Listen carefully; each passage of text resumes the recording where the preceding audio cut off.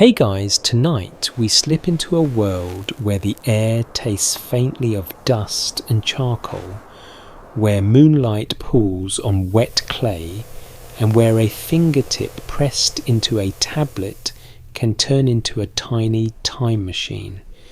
You are standing at the edge of a busy Sumerian street, and somewhere close by you can almost smell a metalworker's fire, that warm, sharp scent that clings to soot and copper. Most historians agree that the Sumerians wrote obsessively about what mattered to their city life, and archaeology suggests that trade and craft production were tightly organised. But some parts of what we are exploring might be interpretation, and some might be calm. What if imagination? Historians still argue whether certain ancient words refer to specific metals or to categories of shiny things. And that debate is part of the fun, because we are not proving anything tonight. We're following clues. You probably won't survive this if you expect a neat modern supply chain with labels and barcodes, because ancient logistics are more like a basket of reeds that somehow stays together anyway. So before you get comfortable, take a moment to like the video and subscribe, but only if you genuinely enjoy what I do here. And as you settle in, tell me your location and your local time in the comments, because it is always comforting to imagine this quiet story drifting through different rooms around the world. Now dim the lights, maybe turn on a fan for that soft background hum, and let's ease into tonight's journey together. You are not in a palace, you are not in a marble hall, you are in something more Sumerian than that, a place of mud brick and reed mats and practical noise, where the glamour comes from the fact that people figured out how to make a city run. The ground under your feet is packed earth smoothed by sandals, and the air carries that mixed scent of river water baking bread and human life. In the low light you hear a slow chorus of ordinary sounds, a donkey shifting its weight, a jar being set down, someone calling for a scribe. Most historians agree that writing in early Mesopotamia began with counting, listing, recording the movement of goods and labour rather than writing poetry for fun. Archaeology suggests that the earliest tablets are often administrative, and that means if you want to understand what a society cared about, you can do worse than listening to its accountants. It is not romantic in the modern sense, but it is strangely intimate. You can picture the person holding the stylus, the reed tip pressing into clay with steady patience. If the evidence is thin, we'll say so. We'll keep the solid ground separate from the mist. Some parts are documented, some are interpretation, and some are gentle imagination. You step closer to a doorway where lamplight flickers. Inside a scribe sits cross-legged, a lump of clay on a board, his stylus poised like a tiny spear. He is not writing about gods at the moment. He is writing about quantities, about jars, about grain, about rations. And then tucked among the lines there are marks that make your ears perk up, because even if you cannot read the script, you recognise the shape of a world where metal matters. Metal is not everywhere. It is not cheap.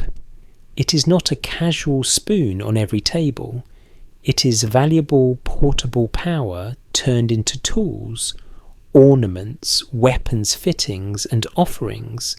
Archaeology suggests that the southern alluvial plain, where Sumerian cities grew, is rich in mud and reeds, and not rich in stone or ore. What's broadly accepted is that if you live in a place that doesn't have many natural metal deposits, you either learn to do without or you learn to trade. The evidence we do have points to long-distance networks linking Mesopotamian cities with highlands and coasts where different raw materials could be found. This is solid ground, the kind of practical reality you can feel in your bones. No copper in the backyard, no tin under the doorstep. So you go out into the world, or the world comes to you one boat and one donkey load at a time. And here is where the mood begins to shift from plain accounting into something more intriguing. Because the Sumerians did not only write lists, they also wrote stories. They wrote hymns, they wrote myths, they wrote ritual texts, they wrote words that can sound to modern ears like secret codes. A careful reading might suggest that sometimes the language of myth brushes against the language of work, and that is where tonight's theme begins to glow. Not like a harsh spotlight, more like the steady warmth of embers. You are here for the idea of mining sites and metallurgical origins, and the first thing you do is slow down and be practical. Mining is not a single thing. It's not just swinging a pick. It is finding a place where ore exists, digging it out, breaking it down, sorting it, carrying it, then transforming it through heat and chemistry into usable metal. Most historians agree that ancient people did all of that with remarkable ingenuity and a lot of muscle. Archaeology suggests that early mining and smelting sites can sometimes be identified by debris, slag-broken tools, and the scars on the landscape. That is the mainstream anchor, the part where your feet feel planted. Now the interpretation angle, gently and carefully, is this. Some Sumerian terms in texts relate to digging to earth, to underworld spaces, to precious materials, to the movement of loads, to the work of specialists. One interpretation is that behind the poetic language there may be echoes of real extraction work, not in the sense of a map with coordinates, but in the sense of a society that knew very concretely where its metal came from and how hard it was to get. Historians still argue whether particular words translate cleanly into modern categories like copper, bronze, tin, or simply shiny metal in general. Let me rephrase that more carefully. The texts do not hand you a modern geology report. They hand you fragments, and the fragments are shaped by culture and metaphor. You step away from the scribe's doorway and follow a narrow lane. The lane bends toward a workshop where you hear a different sound, not the scratch of a stylus, but the rhythmic tap of a hammer. The door is partly open. Inside the air is warmer. The floor is dusty. There is a low furnace, and beside it a pile of charcoal that looks like someone's black treasure. A metal worker lifts a tool, sets it down, lifts it again. It is a calm choreography, practiced efficient. Archaeology suggests that copper was among the earliest metals widely used in the region, and that bronze later becomes essential as alloying techniques spread. That is documented, broadly accepted part of the Bronze Age story. You watch the metalworker with the kind of respect you might give a modern mechanic, because the work is both simple and complex, simple in its tools, complex in its knowledge. heat timing, colour, sound. The metal shifts from dull to glowing, and the workshop fills with that coppery, smoky smell. You can almost taste it on your tongue, and that is your little motif tonight. The faint metallic tang that returns whenever the story touches the edge of awe and fire. A jar sits near the wall. A label in clay hangs from it. You cannot read it, but you can imagine it, because Sumerians labelled things. They counted things. They tracked who received what. One mainstream safe anchor is that temple and palace institutions played major roles in organising labour and redistributing goods. That means metal might be controlled, rationed, allocated, stored, not in a perfect centralised way, but in a way that created patterns scribes could record. The evidence we do have points to systems of management that would make a modern warehouse supervisor nod in tired recognition. Now gently, the mist begins. The mist is not proof, it is mood. It is that moment when you notice that some stories about gods talk about earth, about digging, about the underworld, about shining materials, and you wonder if the narrative is pointing at something else. What if the story is pointing at something else? That question is not a conclusion. It is a candle you carry. You hear a name murmured in conversation, not necessarily spoken aloud as a sacred word, but as part of the cultural atmosphere. Anunnaki. Most historians agree that the Anunnaki are a group of deities in Mesopotamian religion, associated in different texts with the divine assembly, with the underworld, with authority. That is the mainstream anchor. The Anunnaki are gods, and the people who wrote these stories use them as characters in a cosmic worldview. A fringe idea proposes that the Anunnaki are not only gods in story, but coded references to actual non-human beings involved in ancient resource extraction. This theory isn't widely accepted, but it lingers in popular imagination because it fits a certain modern craving for a secret backstage. To be clear, this is debated, and if we treat it as a possibility rather than a conclusion, we can examine why it appeals without pretending it is established fact. So you hold both in your hands. On one hand, widely accepted scholarship sees myth as myth.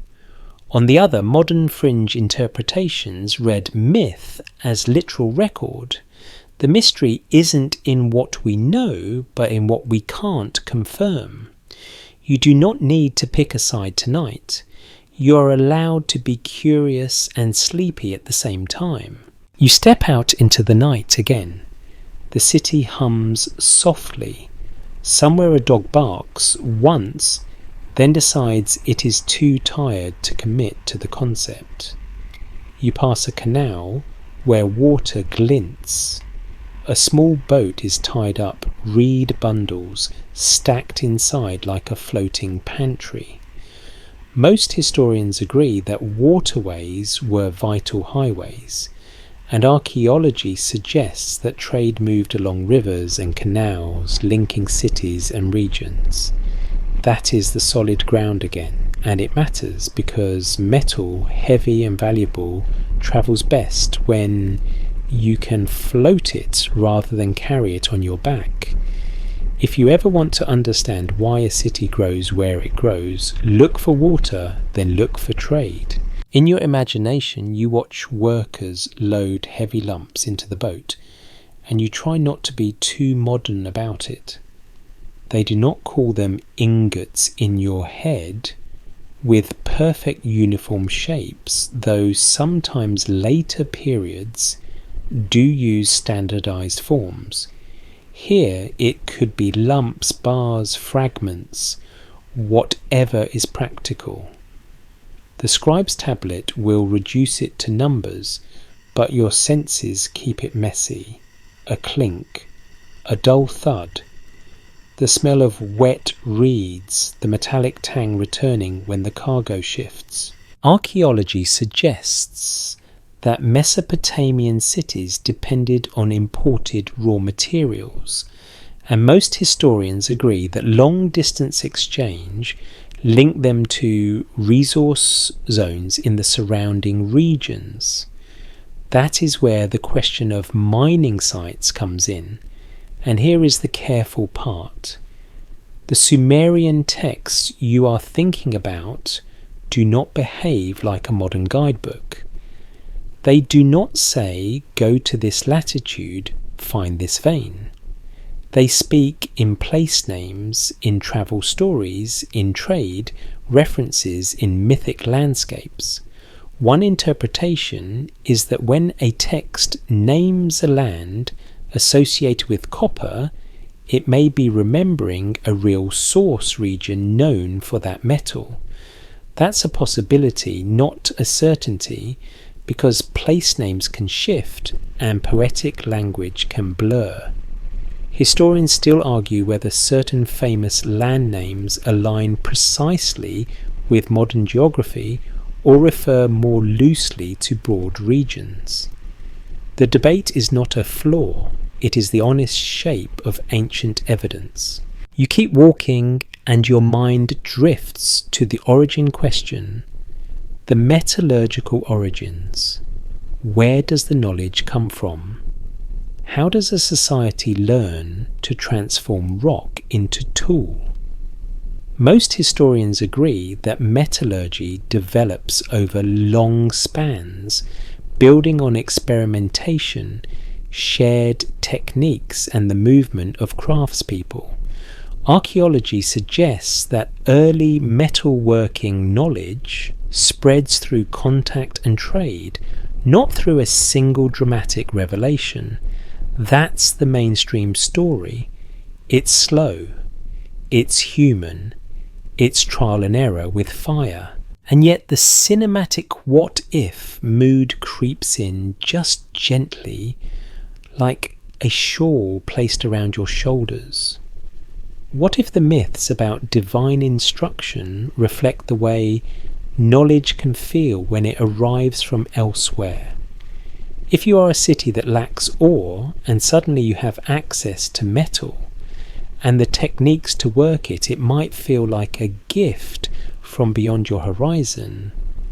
A careful reading might suggest that divine language sanctifies practical skill. A more cautious explanation could be that communities explain transformative technologies through sacred stories. Both can be true in different senses. You pause by the canal again, water laps softly.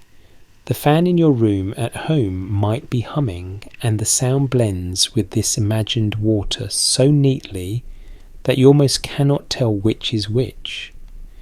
This is the sleep-friendly magic, the way your brain accepts a river from 5,000 years ago and a modern fan as part of the same soundtrack.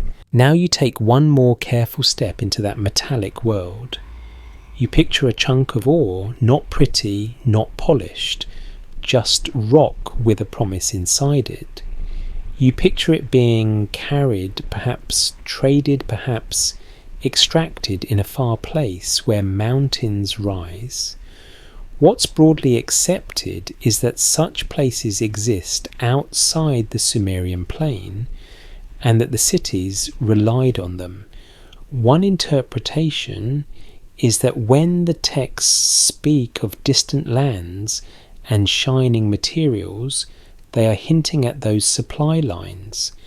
And what if you can almost taste the coppery air drifting off a distant work site, a place you cannot see but can sense through the way the city's tools and ornaments appear as if by quiet miracle? Let me rephrase that more carefully. Not miracle, not magic, not proof of anything extraordinary, just the everyday wonder of ancient logistics. People digging, hauling, trading, smelting, counting. People making a world with what they have and with what they can obtain. If the evidence is thin, we'll say so. The mystery isn't in what we know, but in what we can't confirm. And for tonight, you can let that mystery stay gentle, like a warm furnace seen from the doorway, not something that demands you wake up and solve it. You drift from the workshop lane into a wider street where the city feels like it is breathing through reeds and river mud. The wind is mild, and it carries little flecks of ash and cooking smoke that settle on your skin like the softest grit. You move slowly because everything here is built for slow attention. Mud brick walls, doorways hung with woven mats, a passerby balancing a basket of dates with the calm confidence of someone who has done this 1,000 times and is not about to start showing off for you now. Most historians agree that the earliest cities in southern Mesopotamia depend on rivers, canals, and irrigation systems that make agriculture possible in a challenging landscape. Archaeology suggests that these waterways also serve as trade routes, and that the movement of goods is as much a part of a daily life as grinding grain or patching a roof. The evidence we do have points to bustling exchange that keeps temples supplied, households fed, and workshops running. That is the solid ground again, and you can feel it in the simple fact that the canal beside you is busy, not quiet. A reed boat slides along low in the water. Its cargo is covered by a mat tied down with rope. The boatman does not look dramatic. He looks tired in the way of someone who has become a professional at being tired. You watch his hands on the pole, the patient push the tiny adjustments. And because this is a story about metals, your attention turns toward the kinds of goods that make a boat ride worth the effort. Grain moves by the ton, of course. Wool, oil, pottery. But metal, even in smaller quantities, matters in a different way. Its dense value. It is the difference between a wooden blade and a copper one, between a soft edge and a sharp edge, between a tool that splinters and a tool that bites. Most historians agree that temple institutions play a major economic role, organizing labor and managing surpluses, and archaeology suggests that administrative tablets track distributions of food, textiles, and materials. One interpretation is that when these tablets list metal, they are not simply noting a shiny item, but recording the heartbeat of an industrial system, small by modern standards, but huge by ancient ones. The cinematic what-if mood arrives quietly. What if you are floating beside the boat, and under that mat you can almost hear the faint clink of metal as the hull bumps the canal wall, like a secret bell that only accountants and metal workers truly appreciate. You follow the boat to a landing area where the canal widens. There is a low platform of packed earth. Men and women move with practiced coordination, unloading jars, bundles, sacks. Nobody is doing this for art. They are doing it because the day demands it. A scribe stands nearby, not in the water, thank you very much, but close enough to see the goods as they arrive. He holds a tablet and a stylus, and you can feel the quiet authority of someone whose job is to turn the chaos of life into neat marks. What's broadly accepted is that early writing often serves administration, and that records tell us about rations, labour assignments and deliveries. The evidence we do have points to careful counting, and the counting itself becomes a kind of power. If you control the record, you control who is believed. You control what is owed. You control what disappears and what doesn't. That is not a conspiracy, it is bureaucracy. And bureaucracy is just conspiracy with worse handwriting. The scribe listens as the foreman speaks. The words are quick, practical. Then the stylus moves. Tiny wedges. Tiny lines. You lean in, and in your imagination you notice something that might be the line of a metal tally. How much? What type? Who receives it?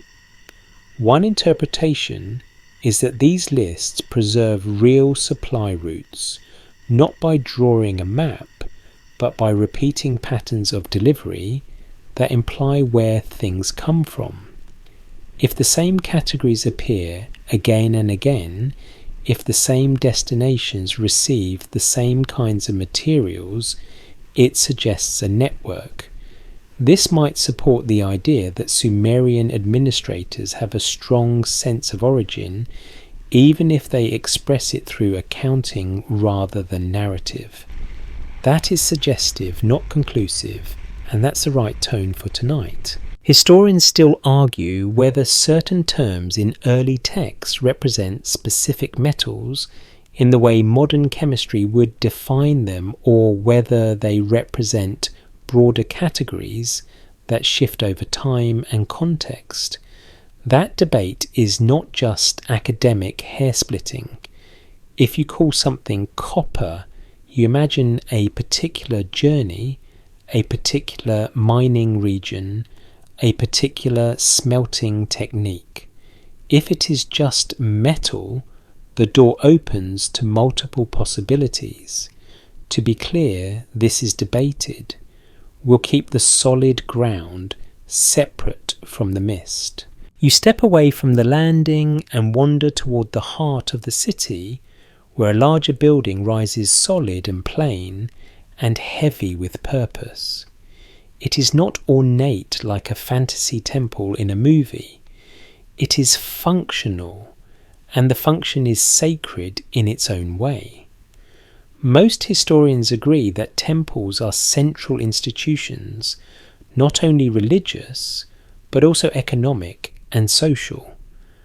Archaeology suggests that storerooms and workshops cluster around these complexes. The evidence we do have points to a world where offering and inventory can share the same doorway.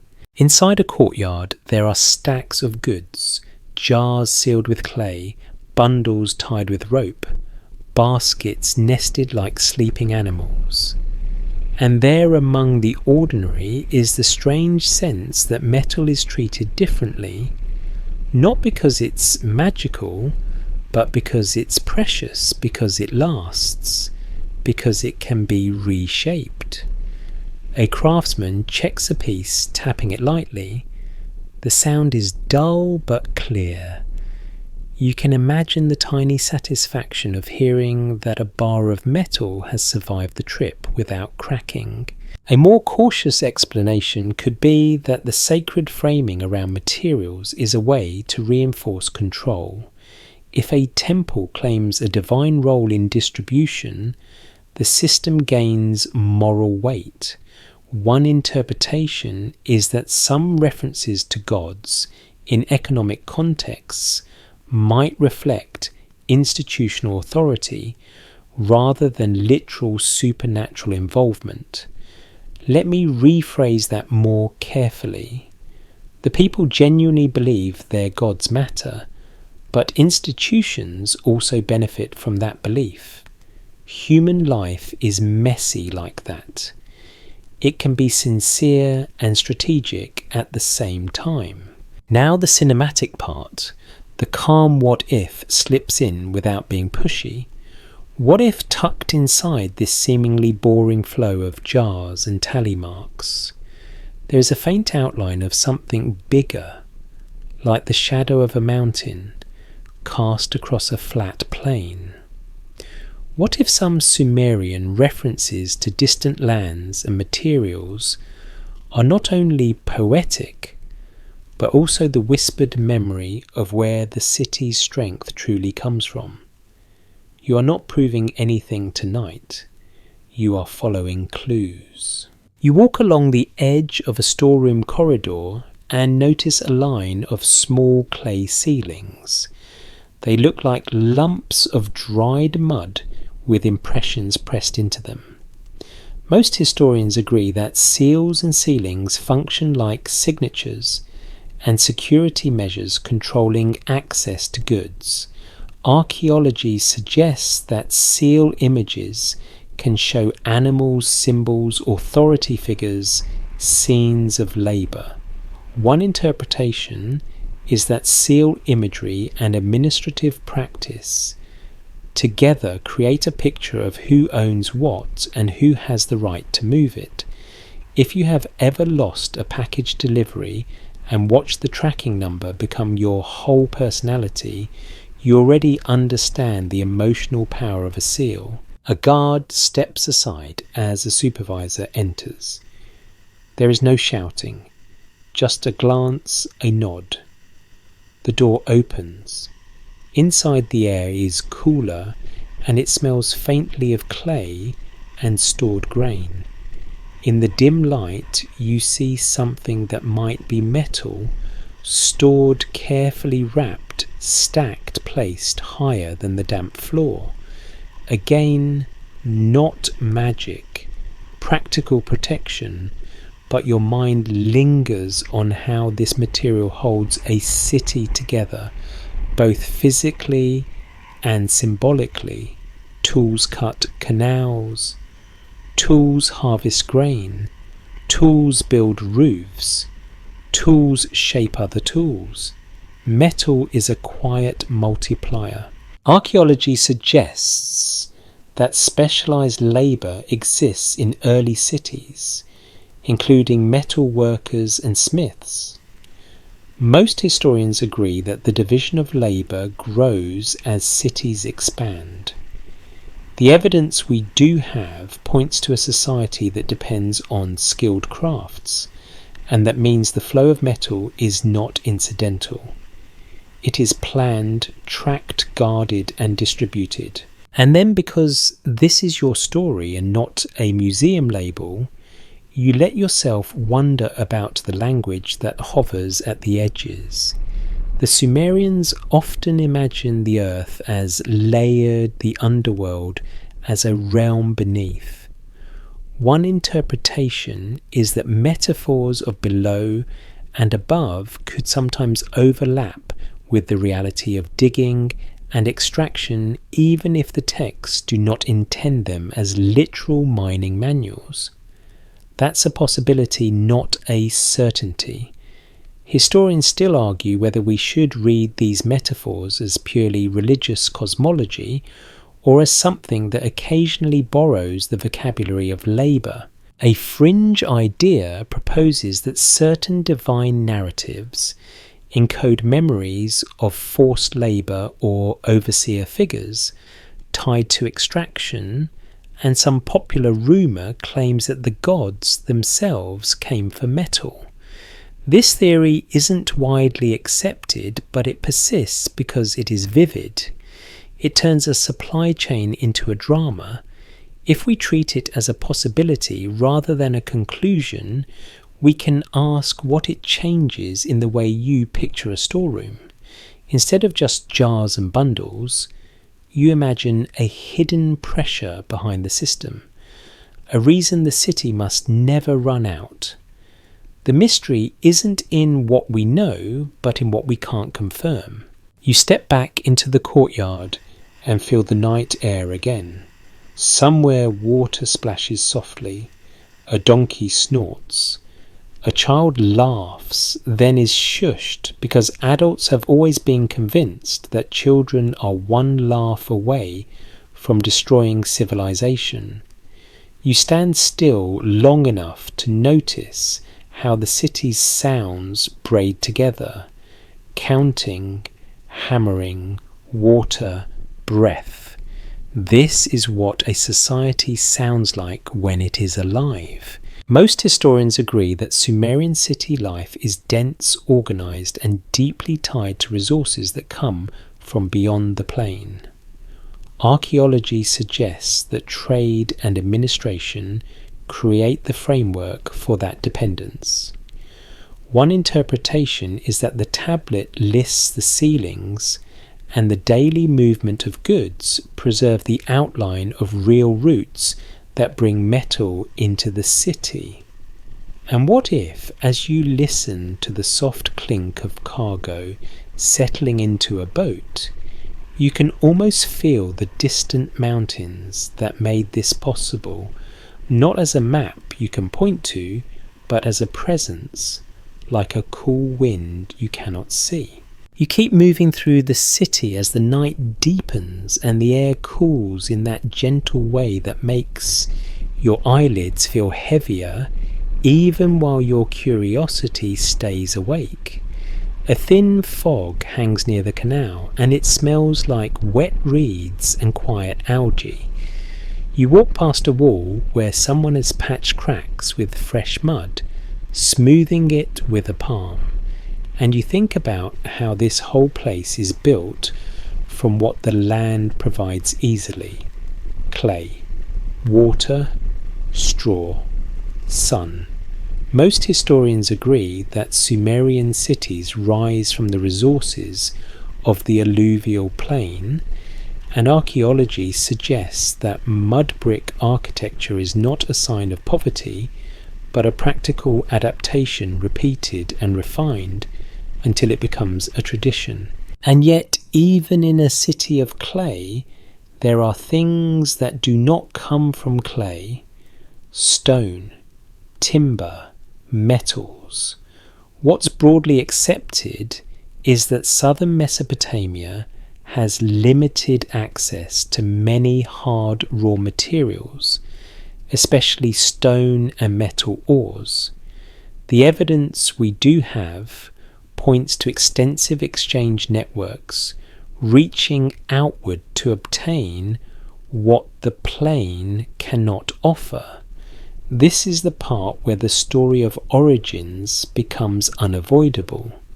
If you want to follow the thread of metal, you must follow it out of the mud and into somewhere harsher, somewhere rocky, somewhere that makes your sandals regret their life choices.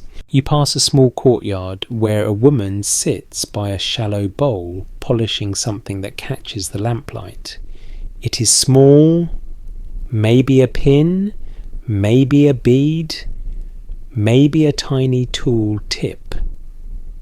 The object flashes, then disappears into shadow. You do not stop to demand an explanation because you are not a tourist, and because nothing makes people suddenly forget how to be friendly, quite like someone leaning in and going, "Excuse me, is that authentic?" You simply register the fact that even a little bit of metal changes the mood of a space. It's like seeing a drop of oil on water. It has presence. Most historians agree that early Mesopotamian societies interact constantly with surrounding regions, including the highlands to the east and north, and the coastal zones to the south. Archaeology suggests that imported materials show up in artifacts and in production debris. The evidence we do have points to trade being not a side story, but a core survival strategy. One interpretation is that when Sumerian texts mention distant places in connection with prized materials, those references might preserve repeated contact with specific source zones.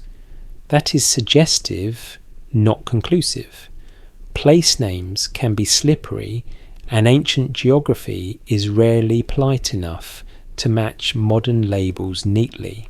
Historians still argue whether certain place names in Sumerian and later Mesopotamian tradition correspond exactly to one specific modern region, or whether they function as broader categories like saying the far north or the Copperland without pinning it down. This is the honest tension in the evidence. You have words, you have objects, you have landscape clues.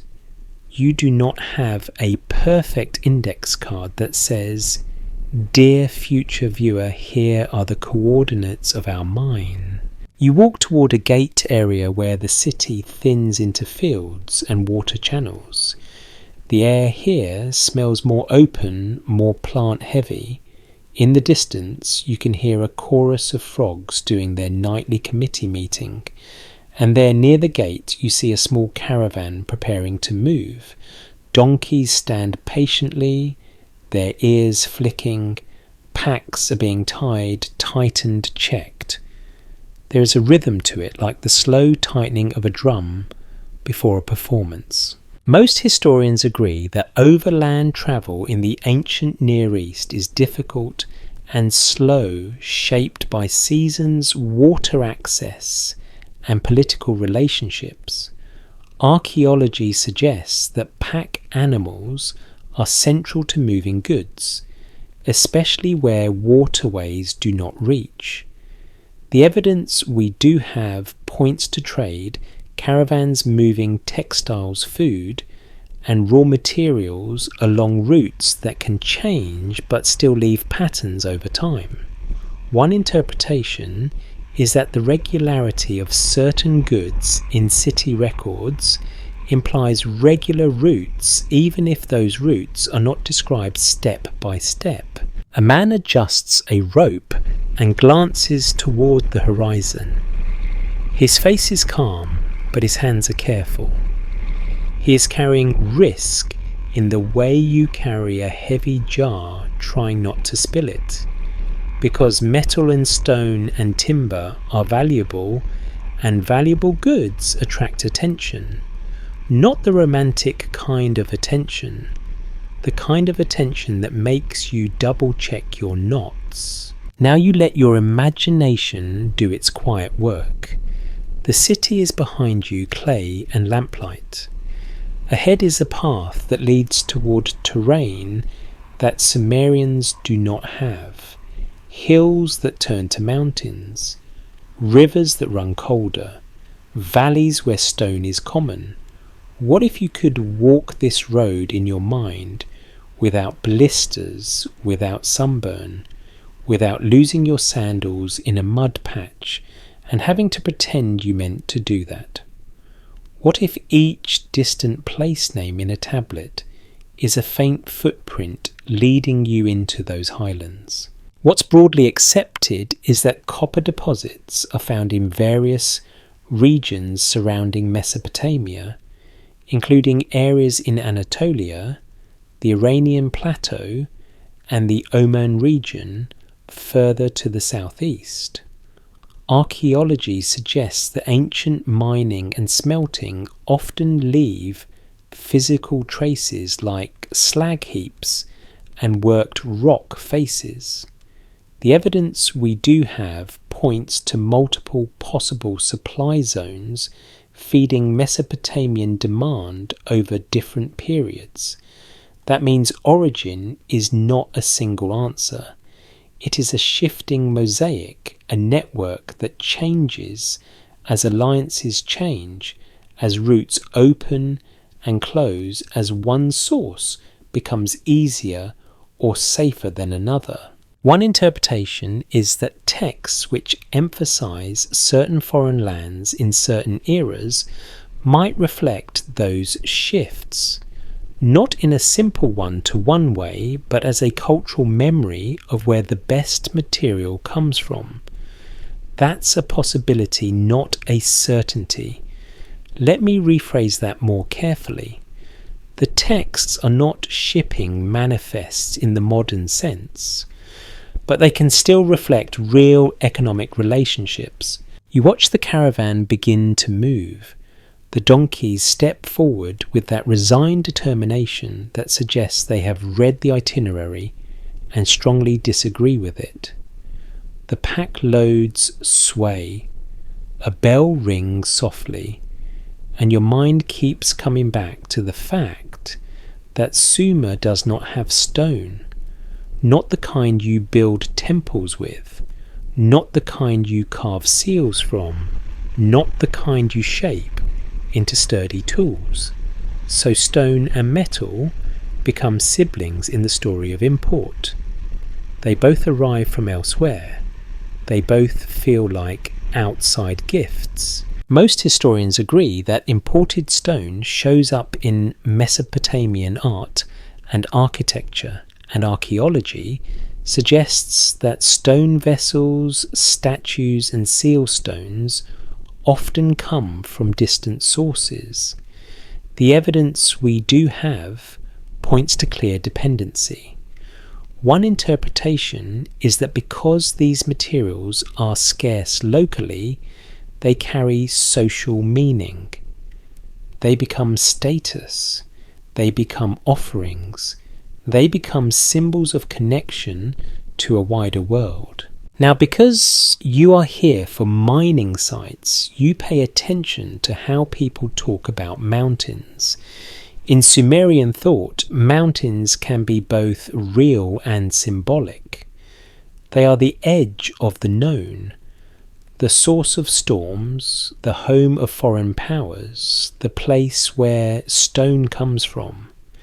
A careful reading might suggest that when texts emphasize the mountain as the source of valuable things, they are reflecting a very real economic truth.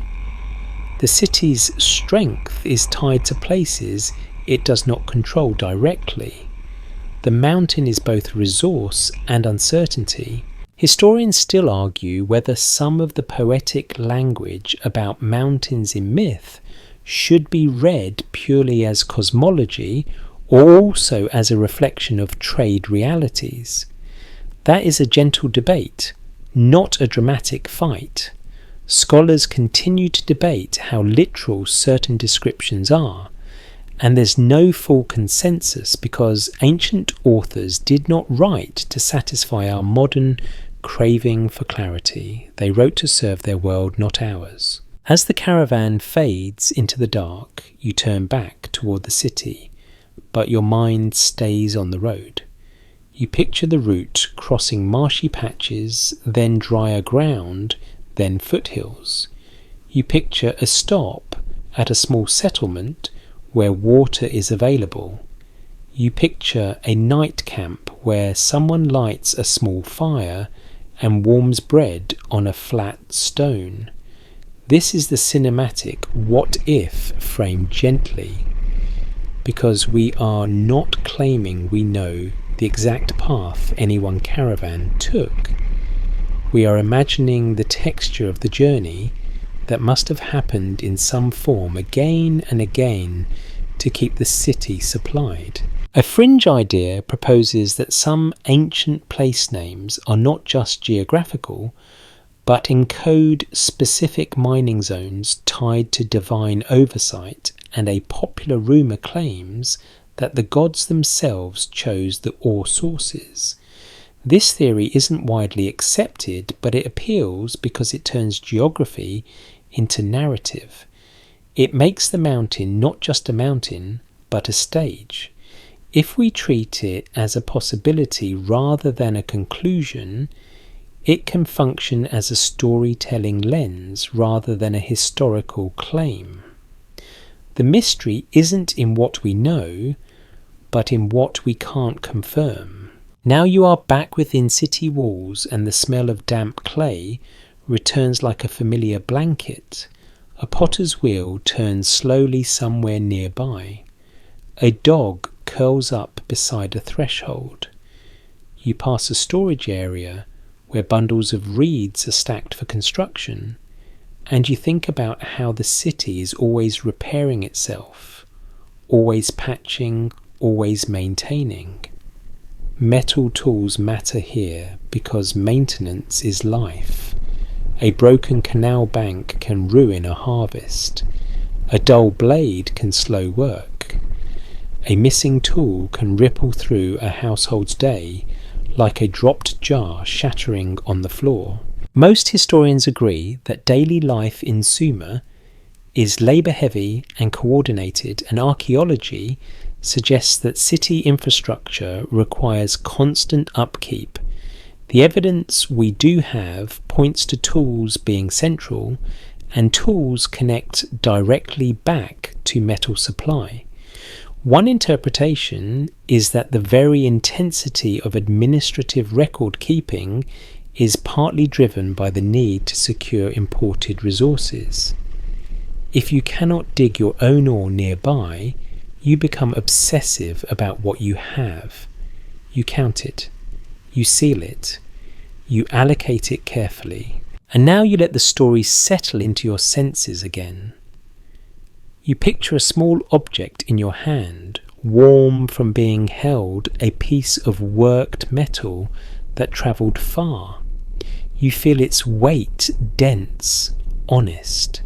What if that weight carries not only the labour of the smith, but also the labour of miners in distant hills, the work of smelters near a charcoal fire, the patience of traders, the vigilance of guards? Not proof of anything supernatural, just the layered effort of human networks. Historians still argue whether the Sumerian texts we have preserve enough detail to tie specific words to specific extraction sites with confidence. That is the key limitation. The evidence is thin in places, and we will say so. But the evidence we do have points to a society plugged into a wider world of resources, and the question that keeps you walking is simple and strangely soothing. If the city is built from mud, where does the metal come from? And what if the ancient stories are not giving you an answer but inviting you to keep following the trail one place name at a time? You find yourself standing where the flat world starts to wrinkle. The land rises in slow folds, then sharper ridges, and the air feels thinner even when it is still. The ground under your feet is no longer the soft, forgiving mud of a river plain. It is grit and stone and stubbornness. You step on a pebble, and it instantly tries to roll your ankle like it has been training for this moment. The hills do not welcome you. They simply exist, and you are the one who chose to show up. Most historians agree that ancient mining is not a mystical act. It is organised labour done with simple tools and relentless patience. Archaeology suggests that miners in the ancient Near East use stone hammers, copper tools when available, wooden wedges, fire, setting in some contexts, baskets, rope, and a lot of muscle. The evidence we do have points to work that is physically demanding and often dangerous, even when the goal is something as ordinary as getting enough copper to make tools that keep farms and workshops running. You approach a rocky slope where the stone looks disturbed, not in a dramatic landslide way, but in the way a place looks when people have been chipping at it for a long time. There is an opening in the rock, irregular and dark. Not a grand cave entrance, more like the mouth of something that does not care about your comfort. A careful reading might suggest that when ancient texts speak about going down, entering the earth, or retrieving prized materials from below, they could be brushing against the reality of extraction. That's a possibility, not a certainty. Let me rephrase that more carefully. Mythic language does not equal mining instructions, but real work can shape the metaphors a culture finds natural. You step closer and feel a faint breath of cooler air coming out of the opening. It smells like stone dust and dampness, like the inside of a jar that has been closed too long. Your ears pick up a sound, tapping deep inside, steady and muted. You cannot see the workers yet, but you can hear them. This is how you learn mines are not quiet places. They are places of rhythm. Tap, tap, tap, then a pause.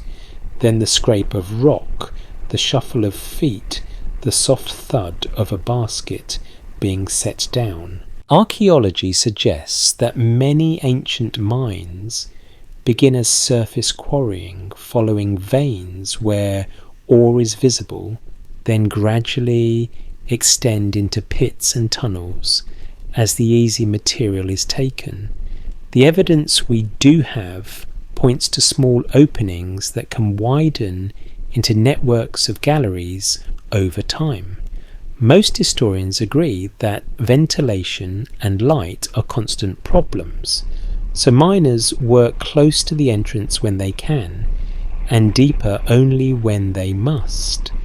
They use lamps, probably oil lamps, small flames that make shadows dance and make the air feel precious. You duck inside just enough to feel the darkness press in. The ceiling is low. Your back immediately complains because it is a modern back with modern expectations. A miner passes by and does not look impressed by your posture. He has seen worse. He has probably seen someone try to stand up too fast and introduce their skull to the roof. The miner carries a basket of broken rock. His hands are dusty. His face has the calm blankness of someone who has accepted that stone does not care about your feelings. Most historians agree that ancient mining labour is structured. Someone organises crews, someone manages supplies, someone decides where to dig someone tracks. Output. Archaeology suggests that mining is often tied into broader systems of control and trade. The evidence we do have points to a chain of steps from extraction to sorting to transport. Ore is not the same as metal. Ore is just rock with potential. And potential is not helpful until you do the work to unlock it. You watch as miners separate the broken rock, picking out pieces that look promising. They are not guessing randomly. They have eyes trained for subtle changes in colour and texture, the faint gleam of mineral, the way a stone breaks. They load selected pieces into baskets. Others are tossed aside. The rejected pile grows, and that rejected pile is one of the mainstream clues archaeologists use to identify ancient extraction activity. Waste is the diary people do not mean to keep. Historians still argue whether some ancient terms translated as mine or pit refer to literal extraction sites or to broader symbolic places in religious language. That debate matters because it reminds you to hold interpretation gently. The evidence we do have points to real mining in many regions connected to Mesopotamia, but the texts themselves often speak in images, not technical diagrams. You step back into the light and notice a different kind of work happening nearby. A small area has been cleared. There is charcoal black and brittle stacked under a simple shelter. There are stones arranged in a rough circle and a shallow pit that looks like the beginnings of a furnace. Archaeology suggests that smelting can happen near ore sources, especially when transport is easier after you reduce the ore into a more concentrated form. The evidence we do have points to early furnaces that are modest, not towering industrial chimneys, but they do the job with careful control of air and heat. A worker kneels and adjusts a clay tuyere, a nozzle for directing air from bellows. The bellows themselves look simple, likely leather, likely operated by hand or foot. You can almost feel the rhythm of it. Push, pull, push, pull. The fire brightens with each breath. The heat rises and the smell changes. It becomes sharper, more mineral, more metallic. You taste it at the back of your throat. It's not unpleasant, but it is intense, like the air is trying to remind you that you are not the one in charge. Most historians agree that copper smelting requires high temperatures and controlled conditions, and archaeology suggests that slag, the glassy waste byproduct, is a signature of smelting activity. The evidence we do have points to the fact that ancient people learn through observation and repetition. They learn how different ores behave. They learn how charcoal quality matters. They learn how too little air makes a weak fire and too much air can wreck the process. They learn, in other words, the slow science of not messing up. A light joke slips in as you watch someone fuss with the furnace. You think about how every era has that person who insists they can do it faster. The furnace does not care. The furnace is the original comment section. It responds only with results. Now the interpretation angle comes in softly. In many Mesopotamian myths, the underworld is a realm beneath, and the earth itself is layered in meaning. One interpretation is that a culture surrounded by digging canals, pits, and extraction would find downward imagery powerful and familiar. That is a possibility, not a certainty. To be clear, this is debated. Some parts are documented, some are interpretation, and some are gentle imagination. The cinematic what-if mood enters without forcing itself. You stand at the mine opening again, and the cool air brushes your face. What if the story is pointing at something else? What if the underworld in some contexts is not only a spiritual place, but also the lived experience of going underground, hearing tapping in darkness, trusting a small flame to keep you oriented? You are not proving anything tonight. You are following clues. The mystery isn't in what we know, but in what we can't confirm. A quirky tidbit framed carefully drifts through the camp like a rumour carried by wind. A popular rumour claims that some ancient miners used small bird cages to sense bad air, the way later miners famously used canaries. This idea is not widely accepted for these early contexts, and evidence is thin, so we'll say so. Still, it is the kind of story people tell when they want to express a real fear in a simple image. Air can betray you underground. A bird is small and honest. It is a neat tale, even if it may be more modern projection than ancient fact. You watch the workers rest. Someone drinks water. Someone eats a piece of bread that looks like it could survive a meteor impact. You think quietly that you probably won't survive this if you expect ancient labour to come with ergonomic chairs and snack breaks that involve anything softer than rock. Another light joke slips in. You imagine a modern safety inspector arriving and immediately fainting, not from danger, but from paperwork overload. Most historians agree that mining and metallurgy are not isolated crafts. They tie into trade administration and social power. archaeology suggests that specialized knowledge is valued and sometimes controlled, and the output is moved along networks that connect resource zones to cities.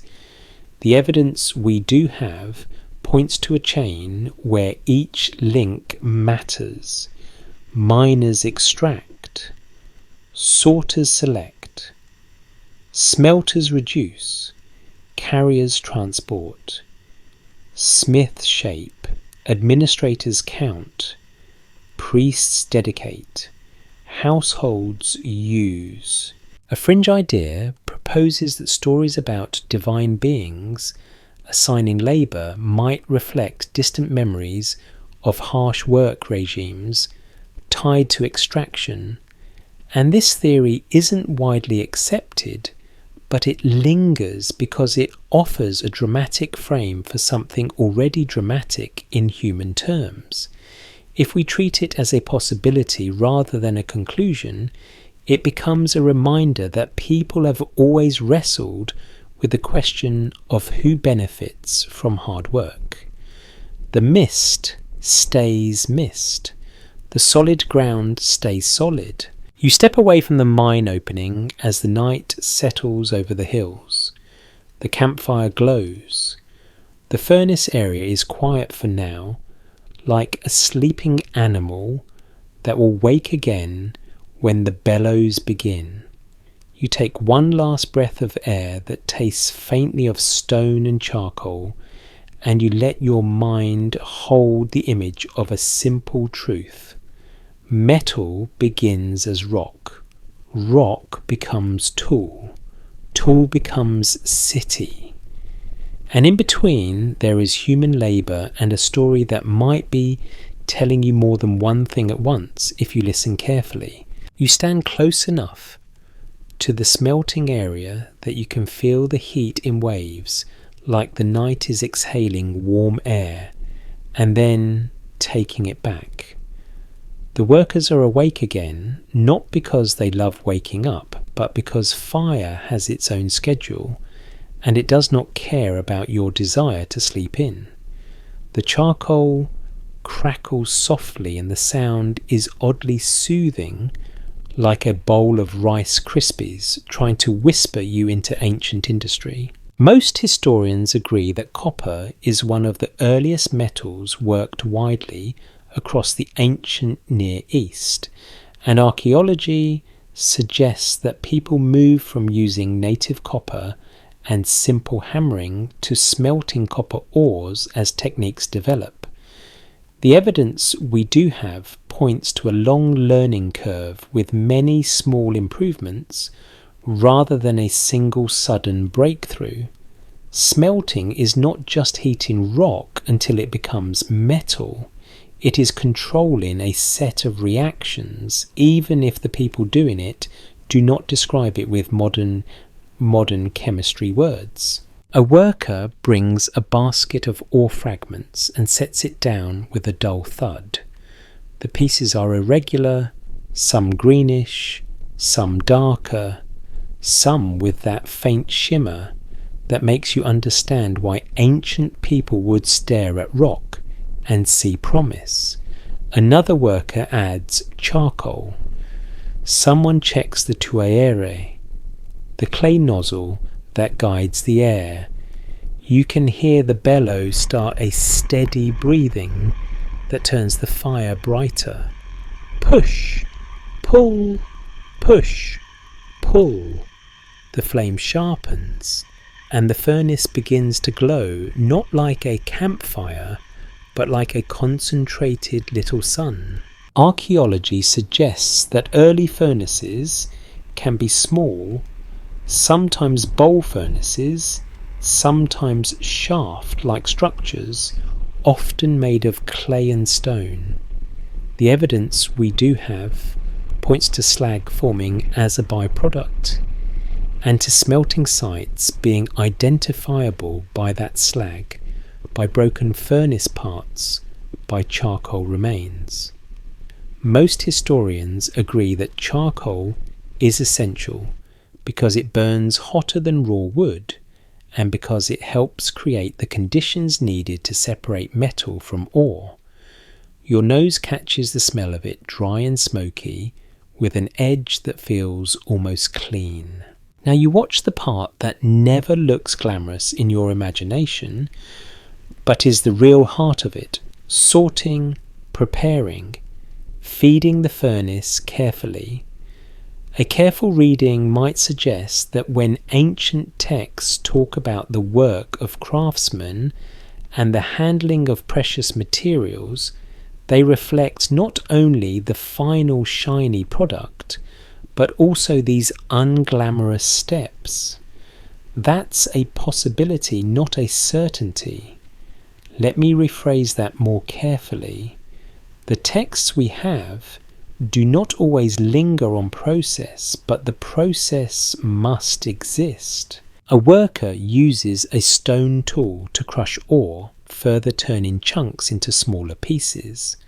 Dust rises and you taste it, that mineral tang that keeps returning tonight. It sticks to your tongue like a reminder that metallurgy starts messy. Another worker stirs the furnace charge with a long tool. You do not see liquid metal sloshing like a movie. You see a careful, controlled darkness where something is happening that you cannot fully see. The mystery isn't in what we know, but in what we can't confirm, and smelting is like that too. You rarely see the exact moment rock becomes metal. You see the preparation and then the result. Most historians agree that copper smelting yields metal that can be cast or hammered, and that early metalworking involves both casting and forging techniques. Archaeology suggests that moulds exist, that casting of simple objects happens, and that hammering and annealing improve the metal's shape and strength. The evidence we do have points to craft specialization, with some people focusing on extraction and others on shaping final goods. This is the mainstream foundation, sturdy as stone, and you can lean on it. A worker removes slag, that glassy waste, letting it cool. It looks like frozen black water, shiny in places, ugly in others. It is not a treasure, but it is the sign that something happened. If you are an archaeologist, slag is like a signature left on the ground. If you are a person in this camp, slag is the annoying proof that you had to do a lot of work to get a little bit of something valuable. One light joke slips in as you look at the waste pile. You think about how every human project produces a pile of stuff nobody wants, and the ancient world is no exception. Even the Bronze Age had clutter. Now comes the next step, the one that feels almost magical, but is actually discipline, refining and shaping.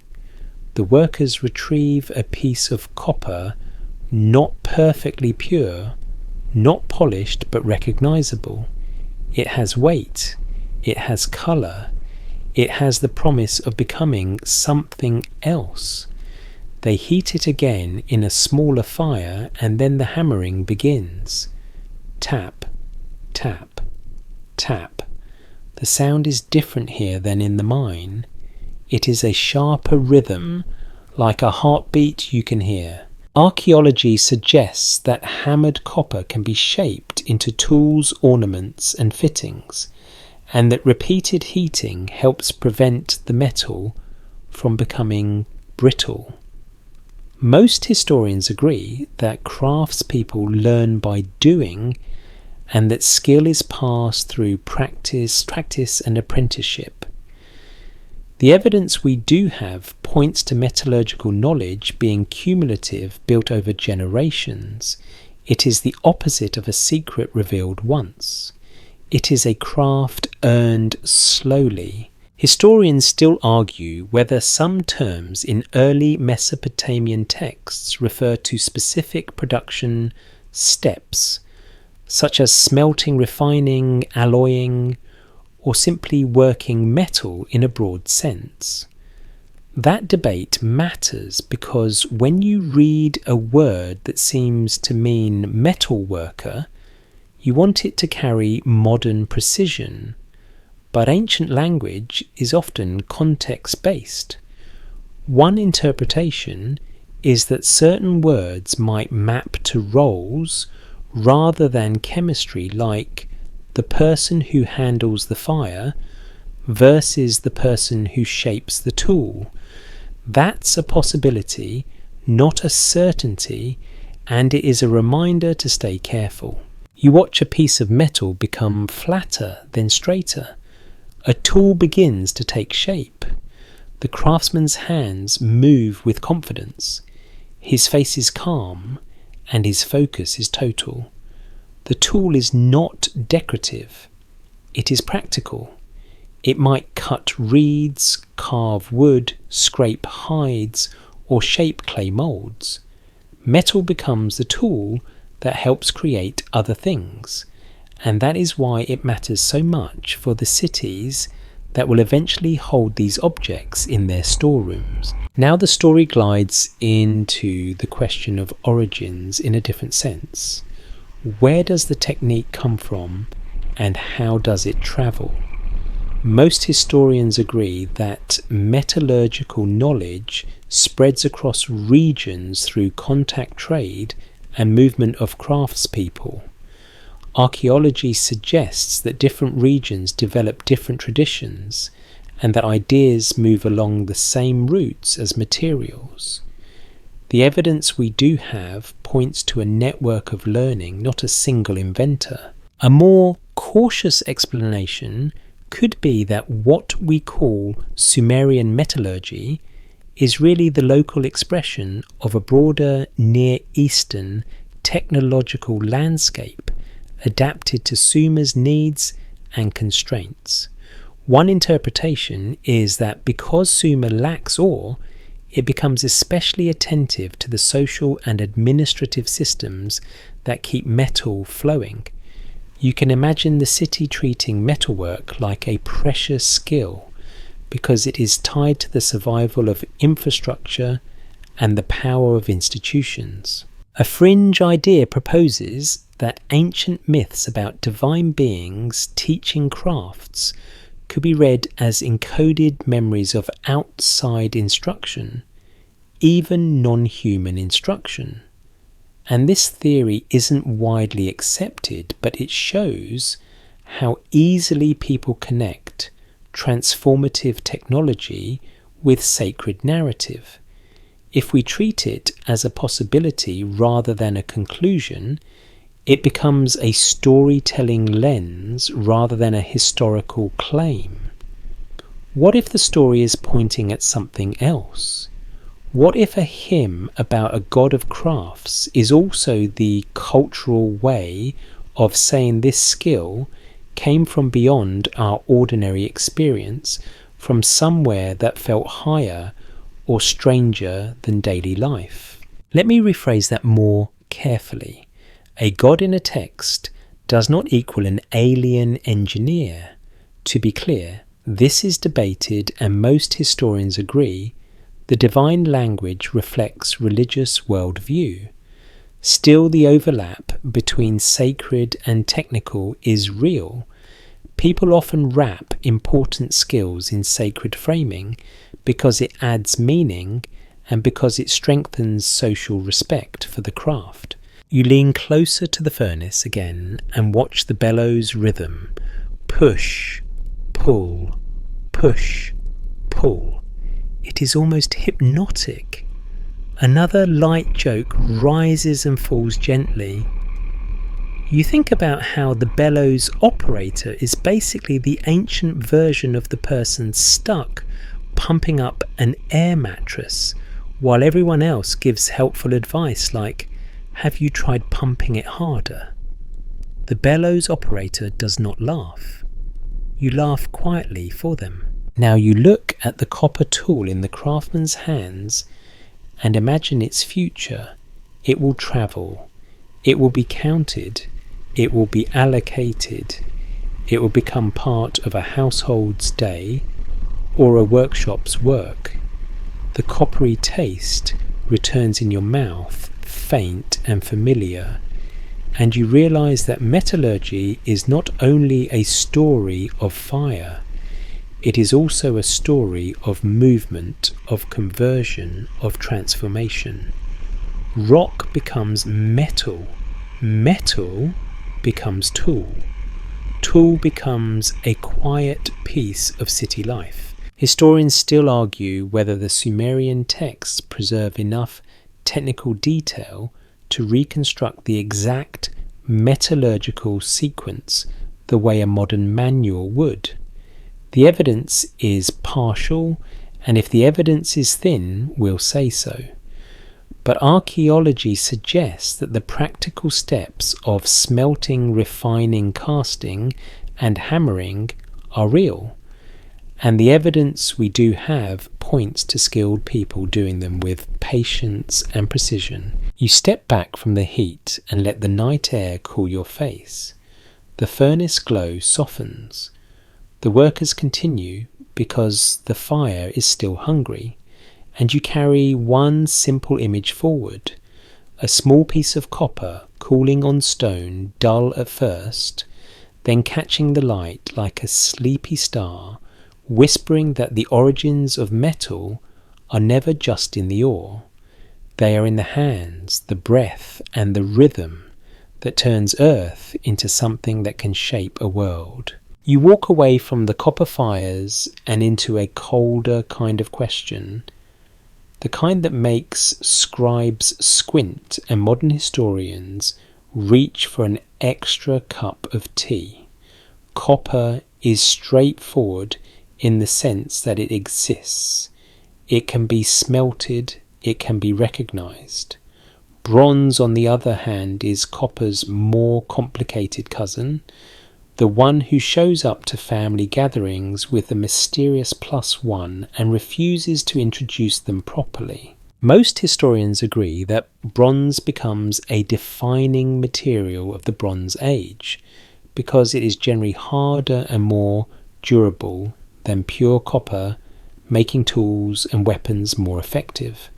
Archaeology suggests that bronze objects spread widely across the ancient Near East, but the exact recipes can vary, including different alloys and impurities. The evidence we do have points to multiple pathways to harder metal, and that is where tonight's specific puzzle enters quietly but insistently. Tin. Tin is not abundant everywhere, and that scarcity turns it into the whisper in the supply chain. It is the ingredient you cannot easily substitute if you want classic tin bronze, and it is the ingredient that forces long-distance connections. What's broadly accepted is that tin sources in the ancient world are a major topic of study and debate because identifying exactly where the tin came from in different periods is not always straightforward. Archaeology suggests that trade networks expand and shift to secure it, and that tin's movement can be inferred through distribution patterns, chemical signatures, and the locations of known deposits, though evidence remains incomplete in many cases. Historians still argue whether certain ancient terms refer specifically to tin as a distinct metal to different alloying practices or to categories that do not align neatly with modern periodic tables. That debate matters because language is your map here, and the map has smudged edges. A careful reading might suggest that some words used in Mesopotamian texts point to a special material used in alloying, but the interpretation is tricky, and that's a possibility, not a certainty. Let me rephrase that more carefully. It is tempting to translate every ancient word into a modern chemical label, but ancient people describe materials by colour, use, origin, or prestige as much as by composition. You are back in a city setting now because the alloy question is not only about geology, it's about demand. You walk into a workshop where moulds sit on a shelf, some made of clay, some of stone. They are simple shapes, tool heads, small fittings, maybe a decorative piece. A furnace is nearby, but it is not roaring like the smelting camp. This is more controlled, more artisanal. The air smells like clay oil and faintly burned charcoal. A craftsman holds a crucible, a small container blackened by repeated use. His hands are steady. He pours a glowing stream into a mould and it hisses softly. The light reflects in his eyes and you feel the same quiet respect you might feel watching someone do delicate work with a sharp knife. Most historians agree that casting techniques develop and spread, and archaeology suggests that moulds and casting debris reveal local production. The evidence we do have points to skilled craftspeople managing temperature timing and material ratios through practice, rather than measurement instruments. Now the interpretation angle slides in gently. One interpretation is that when texts talk about good bronze or fine metal, they might reflect a world where different mixtures yield noticeably different results, and craftspeople develop reputations for quality. That is a possibility, not a certainty, because our texts do not always define their terms clearly. Still, you can feel the logic. If one batch makes a tool that stays sharp and another batch bends, everyone notices, and the city's gossip network becomes the earliest peer review system. A light joke settles in. You imagine an ancient customer returning a bent tool and demanding a refund, and the craftsman responding with the timeless phrase, user error. It's the same across millennia.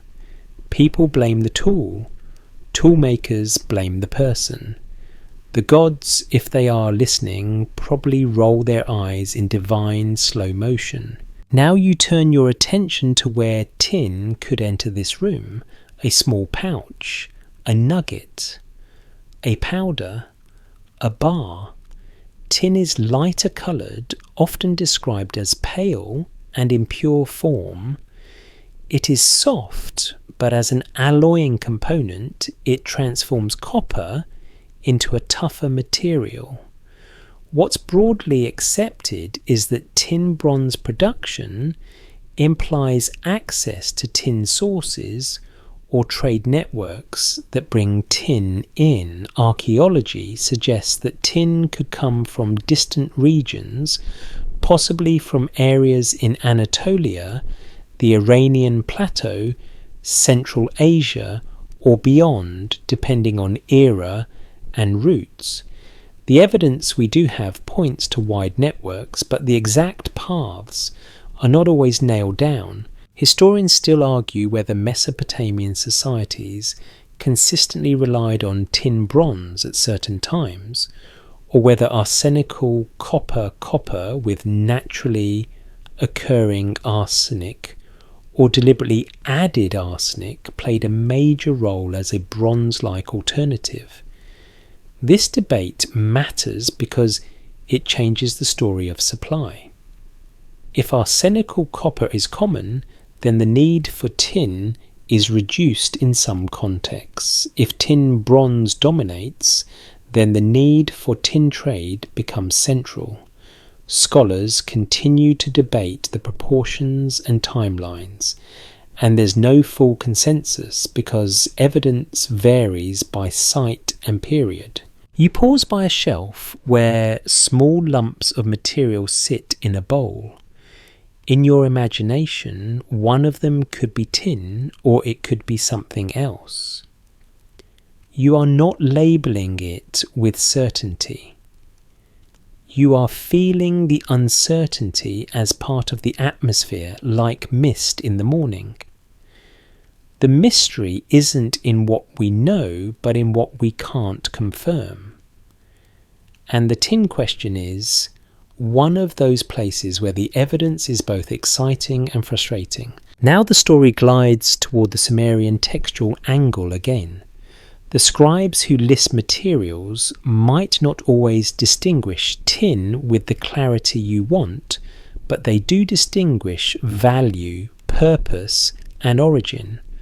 One interpretation is that rare materials get special attention in records because they require special arrangements to obtain.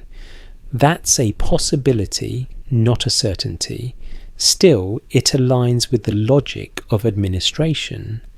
If something is scarce, you track it tightly, you seal it carefully, you allocate it with political care.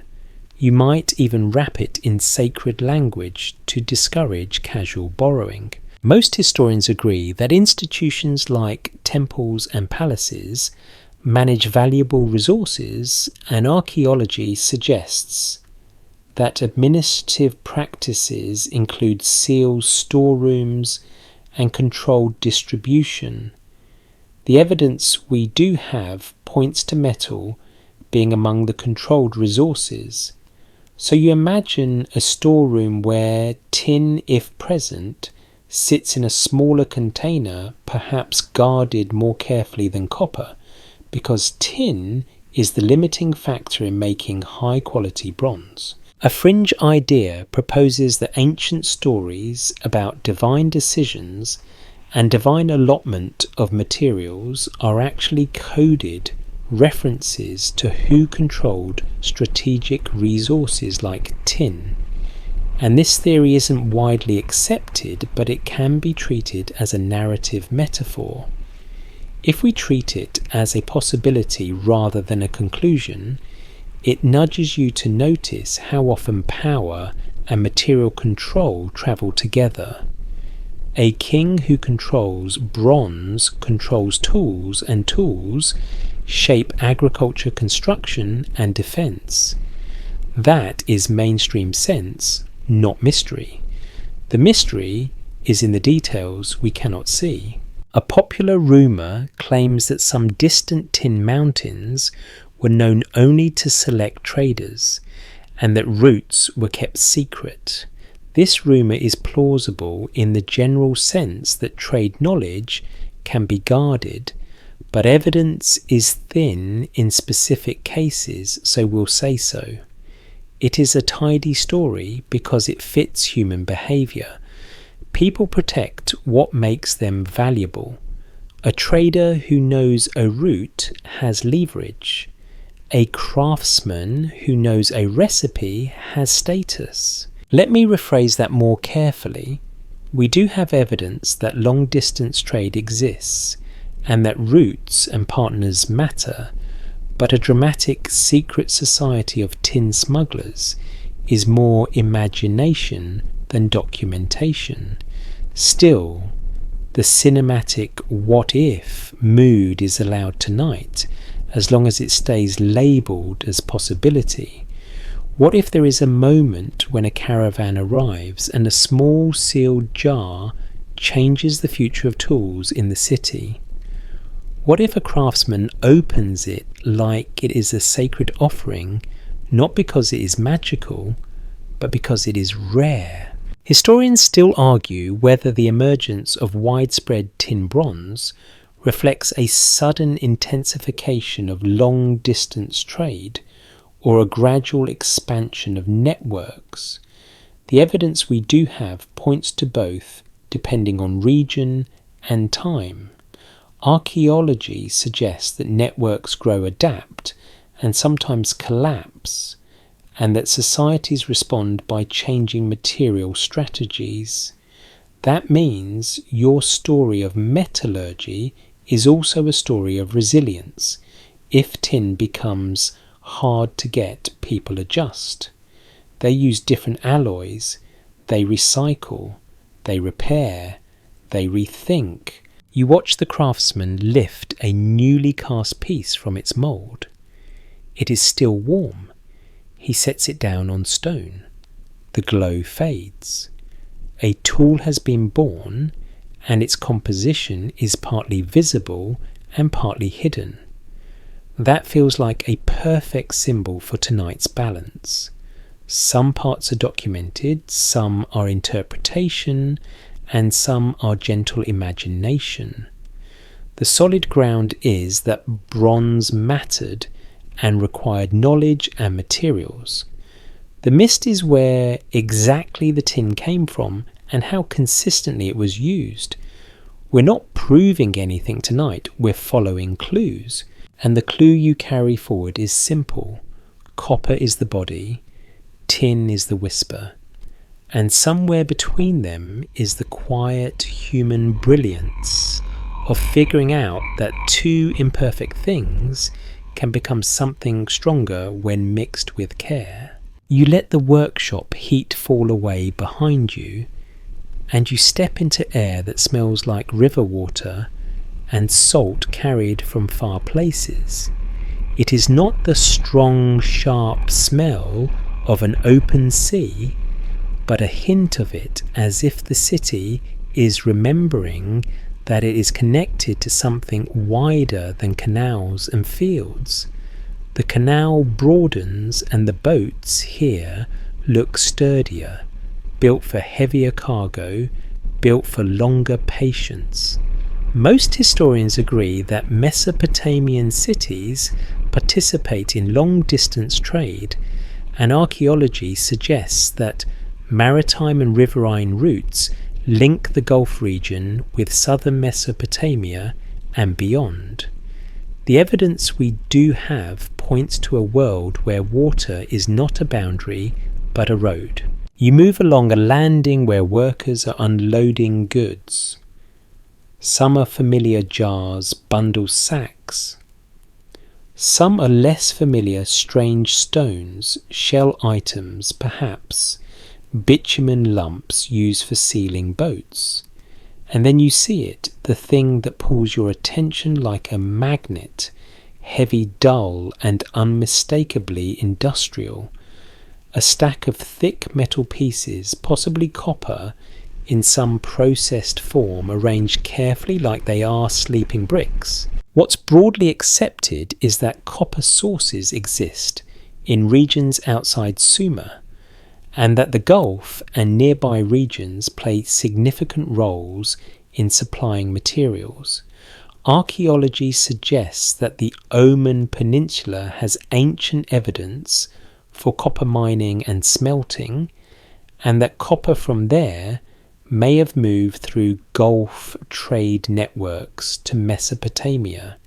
The evidence we do have points to multiple connections, and one interpretation is that when Mesopotamian texts refer to certain lands associated with copper, they might be pointing toward these real source zones and their trade routes. That's a possibility, not a certainty, because naming conventions and geography can be debated and texts can compress complex networks into simple labels. Historians still argue whether specific ancient place names such as those, often rendered as Dilmun Magan and Meluha, correspond to single fixed locations in all contexts, or whether they can shift in meaning across time and genre. This debate matters because those names appear in economic texts, in stories, in royal inscriptions, and each context can shape how literal or symbolic the term becomes. There's no full consensus, and that uncertainty is exactly the kind of gentle mist we keep separate from solid ground. You step closer to a boat where a sailor is repairing a seam, with bitumen pressing the dark, sticky substance into the gaps, like a baker smoothing frosting. except the frosting smells like earth and tar and stubbornness. One light joke slips in as you watch. You think about how humans will put sticky black stuff on anything and call it engineering. It works. And that is the real test. Archaeology suggests that bitumen is used in ancient Mesopotamia for waterproofing, and that boat construction relies on reed's wood and sealing materials. The evidence we do have points to practical maritime knowledge, and you can feel that knowledge in the sailors' hands. Now you let your imagination float out with the boats. You do not claim you are seeing a specific historical voyage. You are entering a plausible scene built from the fact that trade existed and that goods moved. The cinematic what-if mood is soft. What if you are standing on a deck as dawn colours the water, pale gold, and the cargo beneath your feet is the raw strength of the city copper, waiting to become tools and ornaments? Most historians agree that trade involves not only materials, but also relationships, agreements, and risk. Archaeology suggests that communities along the Gulf develop their own identities and roles within exchange systems. The evidence we do have points to ports, stops, and exchange hubs, and one interpretation is that certain named lands in Mesopotamian texts represent key nodes in those networks. That is suggestive, not conclusive. You imagine a stop at an island or coastal settlement, a place where fresh water can be taken on and cargo can be inspected. You picture warehouses made of mud brick near the shore, filled with goods that smell like distant places: dates, shell, stone, copper. You picture a scribe in a hot room writing on clay, because even near the sea the accounting still wins. Most historians agree that administrative record keeping is central, and archaeology suggests that writing travels with trade and governance. The evidence we do have points to the same pattern repeating: arrival, inspection, counting, sealing, allocation. Historians still argue whether the scale of maritime trade in the early Bronze Age is best described as occasional voyages by small groups or as more regular organised exchange, depending on period and region. This debate matters because it shapes how you imagine the landing. If trade is occasional, the arrival of copper is a major event. If trade is steady, it becomes part of the city's rhythm. The evidence we do have points to both possibilities across time, and the safest approach is to treat scale as variable, not fixed. You return your attention to the metal pieces stacked on the landing. They are not shining, they are not glamorous, they look like work. That is the truth of early industrial material. It is not pretty until it becomes something else. A worker touches one piece and winces because the sun has warmed it. The worker mutters something under his breath that you wisely choose not to translate into modern profanity because this is a PG-13 bedtime channel, and also because the ancient world has enough grit without you adding your own. Now the interpretation angle becomes a little more pointed but still careful. One interpretation is that when Mesopotamian texts speak of distant lands as sources of copper and other raw materials, they reflect a real awareness of supply geography, even if it is not described with modern precision. This might support the idea that the people managing the economy have a practical mental map of where goods come from. Not a map on parchment, a map in the mind built from repeated transactions and stories.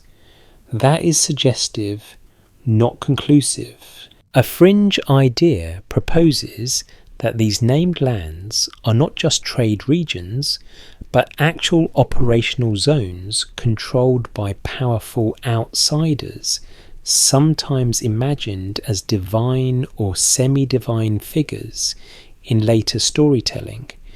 This theory isn't widely accepted, but it is a popular lens in modern mystery discussions. If we treat it as a possibility rather than a conclusion, it becomes a way to explore why control over resources feels like control over fate. In a city dependent on imported metal, whoever controls the copper flow can seem almost godlike, even if they are just a very organised administrator with a seal and a bad temper. A popular rumour claims that some sailors and traders believed certain waters were protected by spirits, and that offerings were made to ensure safe passage. This is broadly plausible because many ancient cultures link travel and ritual, but specifics can vary and evidence can be thin for particular practices, so we'll say so. Still, it fits the mood. When you carry valuable cargo across water, you do not only trust your boat, you trust luck, weather, and whatever powers your culture believes in. The mystery isn't in what we know, but in what we can't confirm. You watch a small ritual moment in your imagination, a pinch of grain tossed into the water, a whispered phrase, a pause. Not dramatic, just a human habit of asking the world to be kind. Then work resumes. The cargo is moved. The scribe writes. The seals are pressed. The system continues. Most historians agree that metals are essential to economic and political power in early complex societies, and archaeology suggests that imported metals feed craft production and tool making.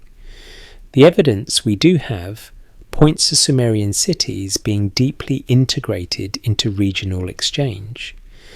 That is the mainstream anchor, the solid ground. Now the cinematic what if mood returns calm and not demanding? What if you are standing at the edge of the landing at night and you hear the gentle slap of water against reed hulls?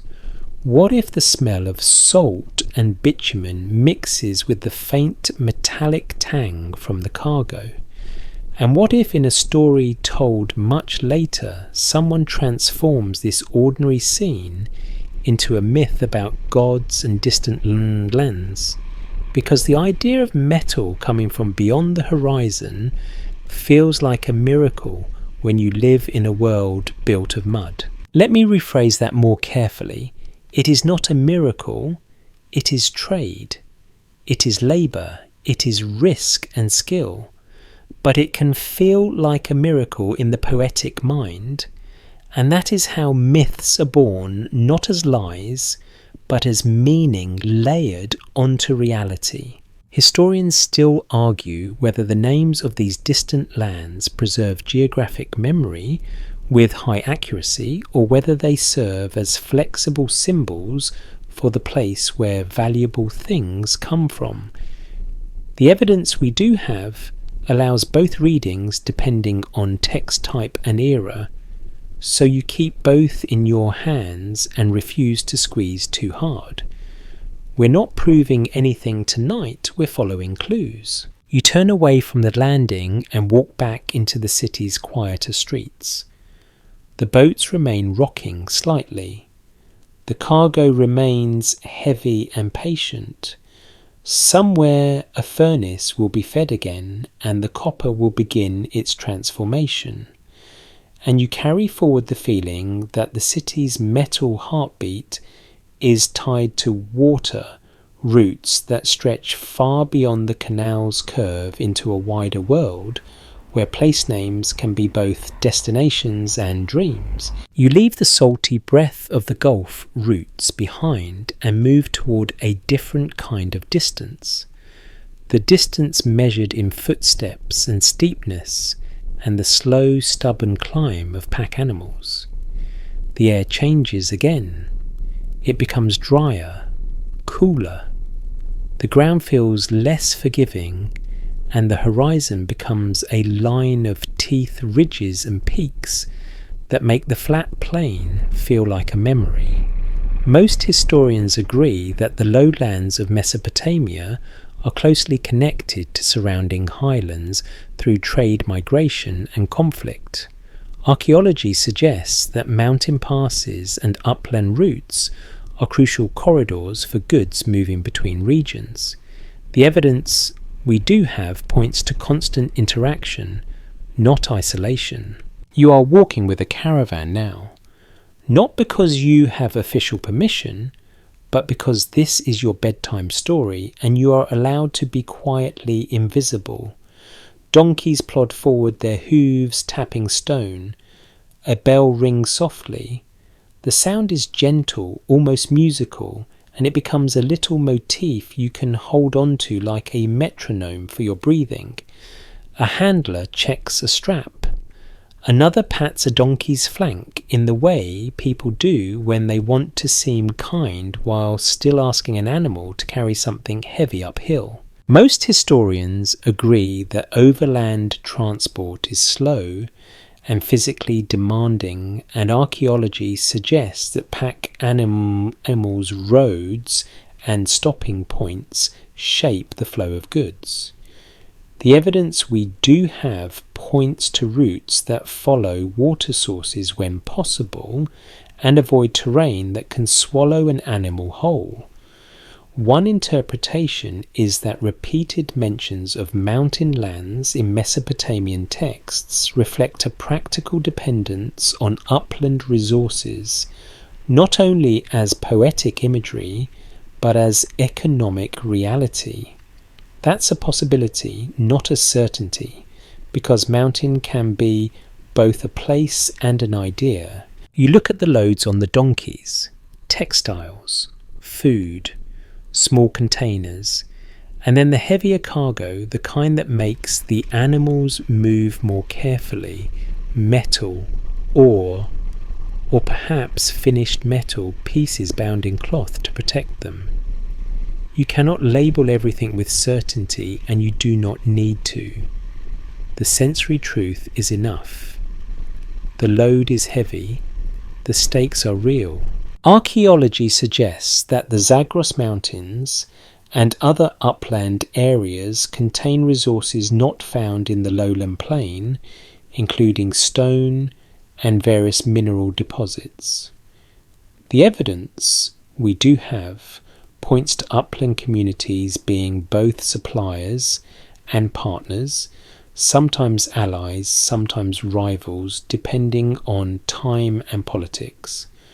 Most historians agree that contact between lowlands and highlands is complex, involving trade, but also raiding and negotiation. You approach a narrow pass where the path squeezes between rocks. The wind funnels through, making a low whistling sound. You can feel the temperature drop and your skin prickles. A guard walks near the front of the line, scanning the slopes. His eyes move like he is reading the landscape the way a scribe reads clay, looking for patterns that mean danger or safety. One light joke slips in as you watch him.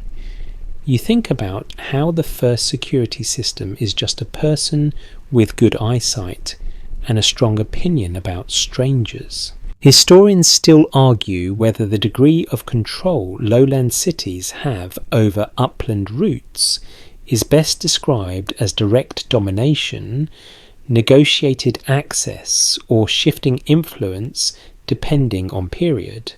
This debate matters because if a city controls a route, it can guarantee supply. If it only negotiates access, supply becomes more fragile. The evidence we do have points to variability. Sometimes strong states project power outward. Sometimes they depend on relationships and diplomacy. There's no full consensus across all eras, and that uncertainty is part of the honest picture. You reach a stopping place near a spring. The water is cold clear, and it tastes like stone. The caravan rests. People unpack small bundles of food, and the donkeys drop their heads and drink with the kind of focus you wish you could apply to your own hydration habits.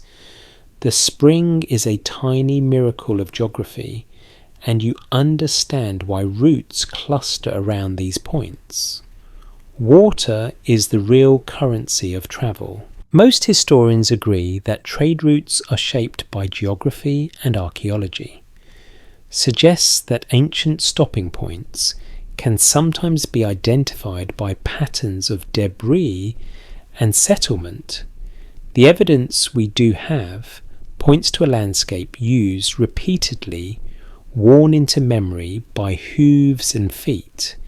One interpretation is that stories and place names in texts might preserve knowledge of these corridors not as turn-by-turn instructions, but as culturally known pathways.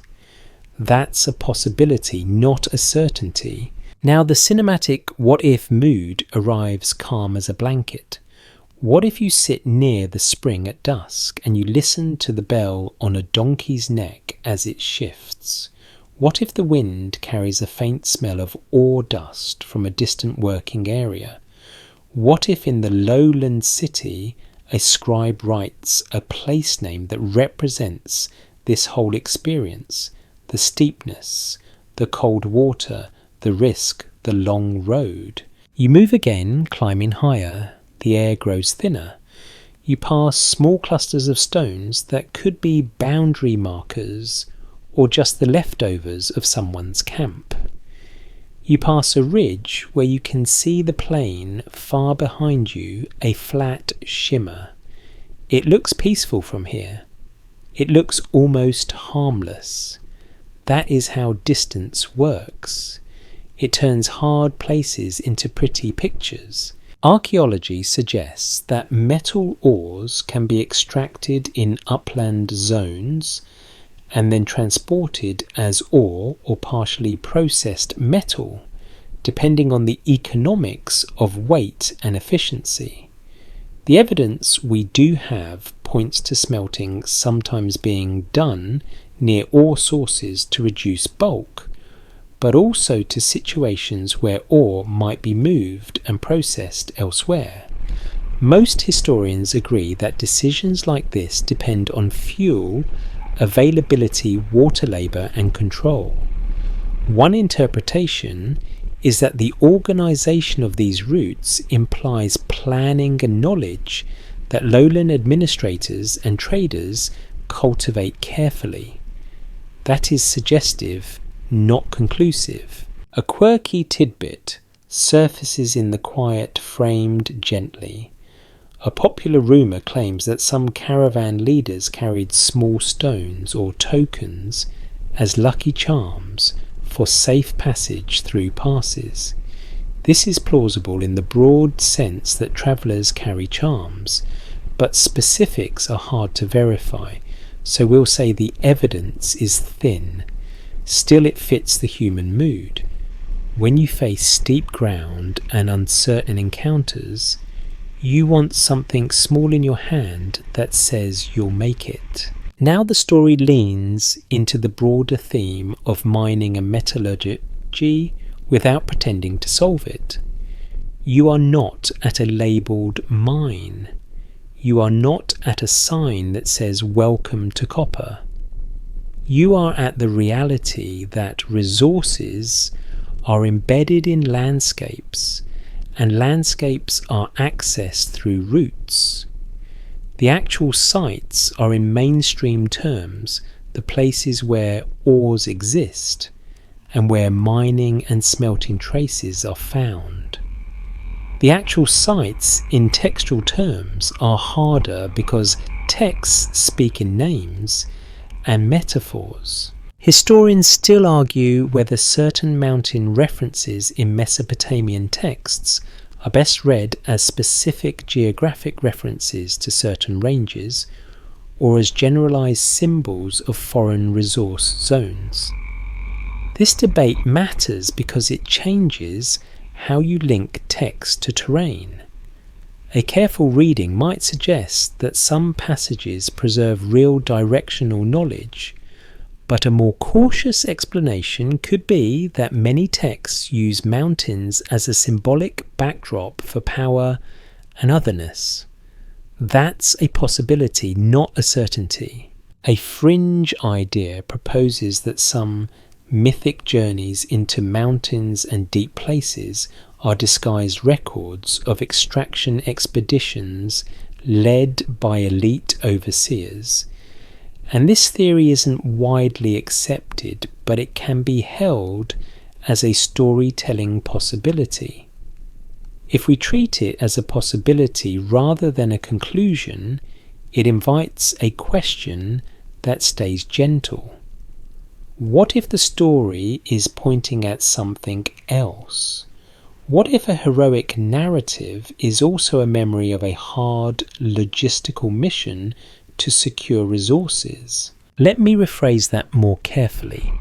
You do not need gods or aliens to explain a caravan. You need geography and economics. Still, the human imagination tends to elevate hard work into story because story helps people remember and endure. The mystery isn't in what we know, but in what we can't confirm. And the precise overlap between mythic language and logistical reality is one of those blurred edges. As the caravan descends toward another valley, you hear the bells again, soft and steady. The sound becomes hypnotic, and your breathing begins to match it. The route continues, and the city's metal heartbeat continues with it carried in bundles guarded by tired eyes, guided by water and passes. You do not need to see the final destination to understand the shape of this world. It is a world stitched together by routes, and every route is a quiet promise that somewhere beyond the next ridge there is stone that holds metal inside it, waiting for human hands and fire. You step back into the lowland world where stories travel as easily as goods. The air feels thicker here, softer with moisture, and the horizon opens again into flatness that makes you understand why mountains become so dramatic in the imagination. In the city, the night is not empty. It is filled with voices that move through doorways, through courtyards, through the thin walls of mud brick houses. Someone laughs quietly, someone coughs, someone sings a half line and then forgets the rest. It is ordinary, and that ordinariness is exactly where beliefs grow roots. Most historians agree that the Anunnaki are deities in Mesopotamian religion, appearing in myths, hymns, and later traditions as a group associated with divine authority and, in some contexts, the underworld. Archaeology suggests that religious life is woven into daily life through temples, offerings, rituals, and the way people explain the order of the world. The evidence we do have points to a society where gods are not distant decoration, but active presences in language and thought. That is the solid ground. The Anunnaki in mainstream scholarship are gods. You walk near a temple courtyard where lamplight pools on plastered walls.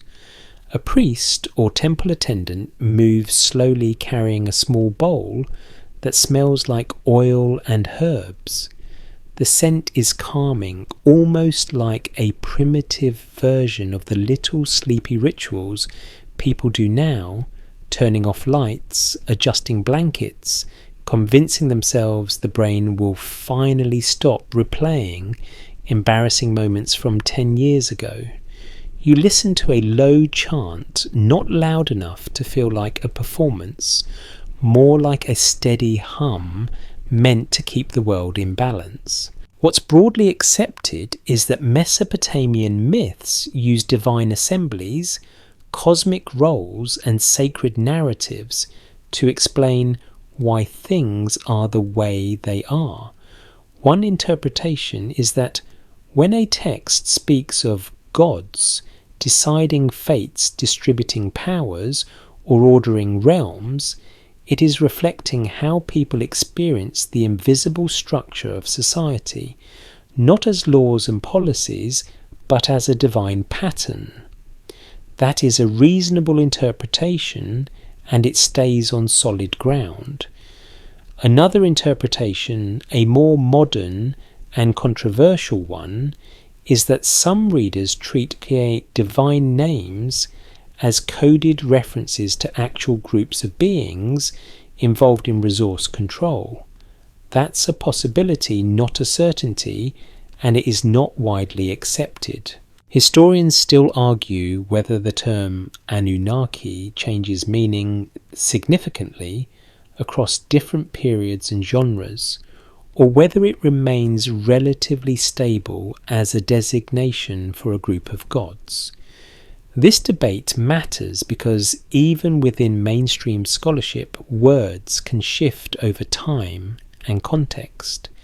A hymn may use a name differently than an administrative text, and a myth may use it differently than a later tradition.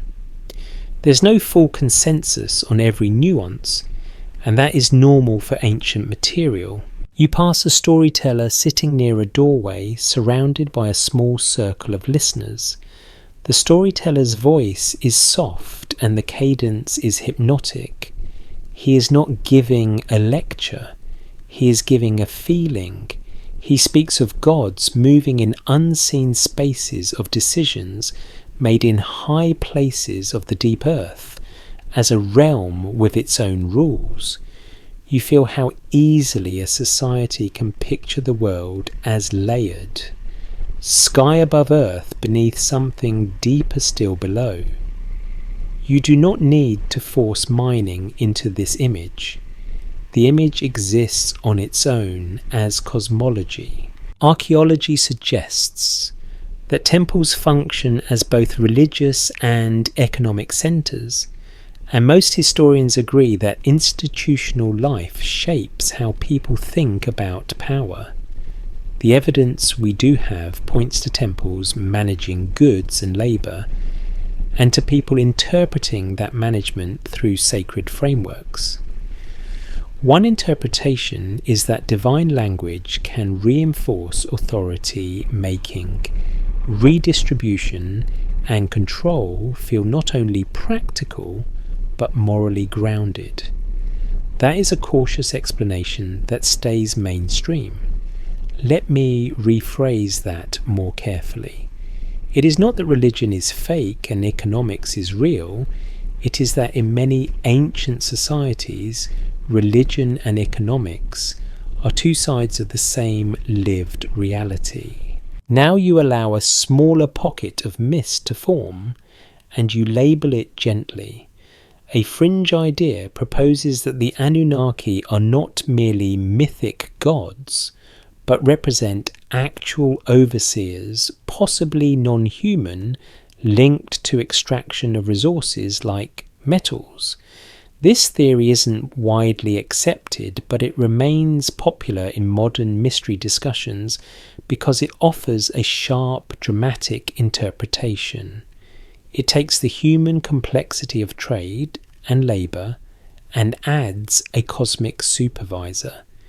If we treat it as a possibility rather than a conclusion, we can explore why the idea feels compelling without pretending it is established. You imagine what it would mean not as fact, but as a cinematic mood.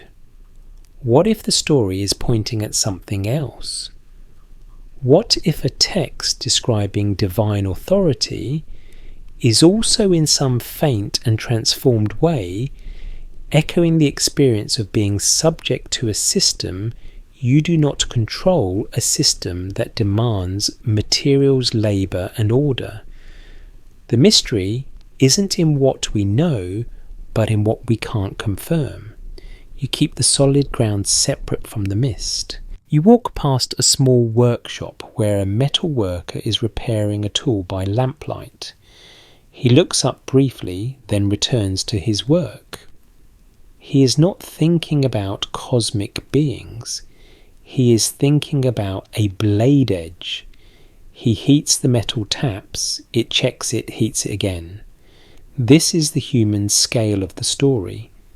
Most historians agree that metallurgical skill is a craft developed and maintained by people, and archaeology suggests that workshops and tools leave tangible traces.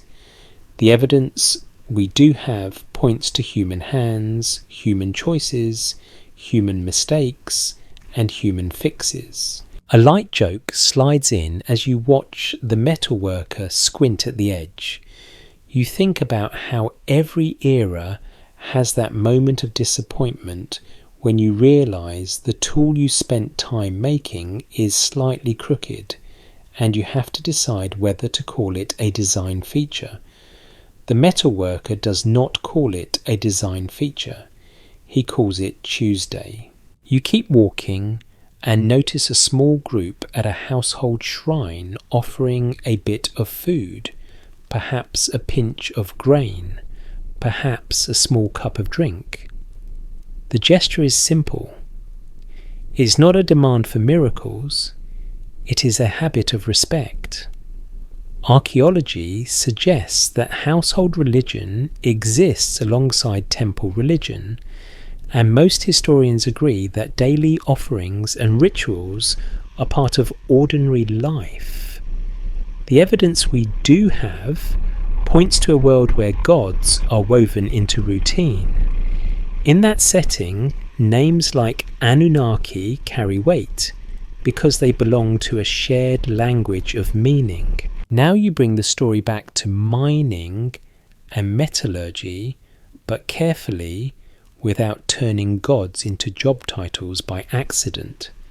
One interpretation is that sacred stories can carry faint echoes of material realities, not as secret codes, but as cultural memory.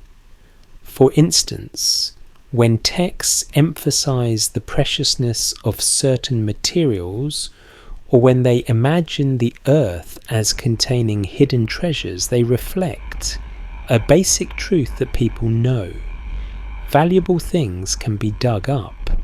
Valuable things can be transformed. Valuable things can change a city's life. That is mainstream safe. Historians still argue whether certain underworld motifs in Mesopotamian religion should be read purely as spiritual geography, or also as influenced by everyday experiences like digging canals, building foundations, and extracting materials. This debate is gentle but important. A careful reading might suggest overlap in vocabulary, but a more cautious explanation could be that the underworld is primarily a religious concept, and any resemblance to mining is incidental. That's a possibility, not a certainty. To be clear, this is debated. A second light joke rises quietly. You imagine someone trying to explain the underworld to a modern person who keeps interrupting with practical questions like, is there parking? The ancient storyteller will probably stare at you with the same expression your phone gives you when you try to unlock it with your face while lying sideways, completely unimpressed. Now you let the fringe idea have its moment again, but only as mist.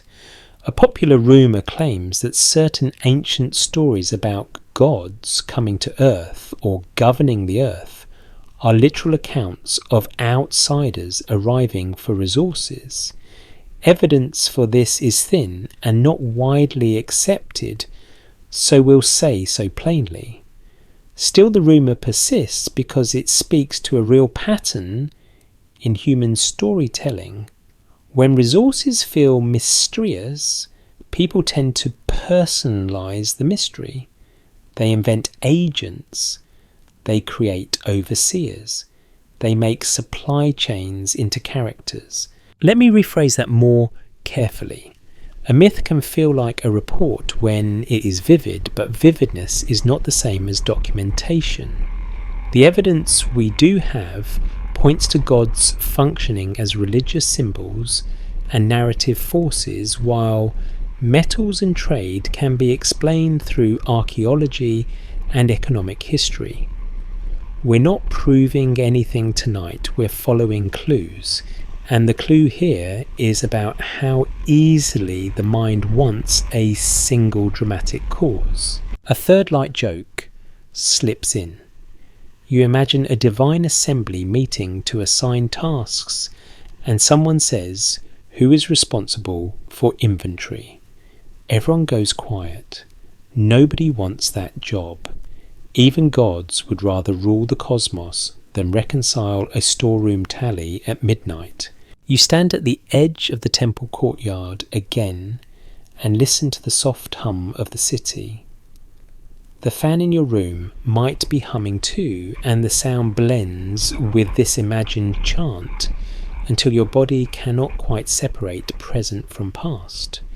Some parts are documented, some are interpretation, and some are gentle imagination.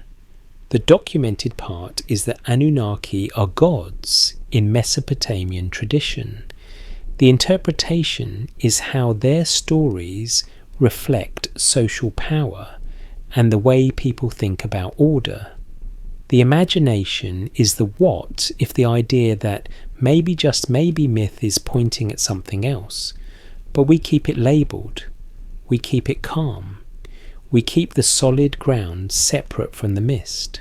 And as you let your breathing slow, you realise the most sleep-friendly truth of all. In this world, metal can arrive by trade. Skills can spread by apprenticeship, and gods can exist in story as a way to make sense of it all. The mystery isn't in what we know, but in what we can't confirm. And that mystery is allowed to stay gentle tonight, like lamplight on clay, like a whispered name in a courtyard, like the feeling that the earth holds more stories than it will ever fully explain. You let the temple courtyard fade into the background hum of the city, and you walk into a quieter corner where talk becomes softer and more deliberate. Here words are handled the way a metal worker handles hot copper, with care, with distance, with respect for what can warp if you grab it too fast. A scribe sits near a lamp, not with a list of rations this time, but with a text meant to be spoken, remembered, repeated. The clay tablet looks ordinary, but the feeling around it is different. This is not inventory, this is meaning. Most historians agree that Mesopotamian myths are not written to be travel guides. They are written to explain cosmic order, divine roles, social values, and the texture of human life under a sky that can flood you or bless you, depending on the mood of weather and fate. Archaeology suggests that these stories circulate in temple schools and learned contexts, and the evidence we do have points to trained scribes shaping and reshaping tradition over time. That is solid ground. Myths are cultural instruments, not GPS coordinates. And still you are here because myths sometimes mention lands, mountains, seas, rivers, cities, and strange places where valuable things come from. A careful reading might suggest that even when a story is not a map, it can contain geographic memory because storytellers live in real landscapes and depend on real resources. That's a possibility, not a certainty. Let me rephrase that more carefully. The presence of a place name in a myth does not automatically mean the myth is describing a literal journey. It might be using that place as a symbol or as a familiar reference point or as a poetic shortcut to say distant, dangerous, rich or foreign. You sit down near the scribe and you listen as he speaks, a passage aloud. The words are rhythmic, designed to be carried by breath. You notice how the story uses the landscape like stage scenery. A mountain stands for power and otherness. A sea stands for distance and unpredictability. The underworld stands for what is hidden and final. These are not technical definitions, they are emotional tools. Most historians agree that one responsible way to read ancient myths is to separate what the text is trying to do from what modern readers want it to do. Archaeology suggests that we can compare myths with administrative records, material remains, and broader regional patterns to understand context. The evidence we do have points to a blend of imagination and lived experience, and that blend is exactly why people get tempted to read myths like maps. If you're not careful, you start treating poetry like a shipping label. One interpretation is that myths can preserve hints of real trade connections simply because trade is part of life and life seeps into story. That is plausible. Another interpretation is that myths preserve nothing geographic at all and only use place names as symbolic props. That is also plausible. Historians still argue whether certain geographic references in myths are best explained as literal memory, symbolic language, or a mix that shifts by text and period. The debate is not a problem, it is a reminder to read slowly. You notice the scribe pause at a phrase that sounds like a journey. He lifts his eyes as if to check that the listeners are following. In your mind, you practice a safer way to read this kind of line. You do not say this is an actual itinerary. You say this might echo the existence of journeys. You do not say this is a mining site.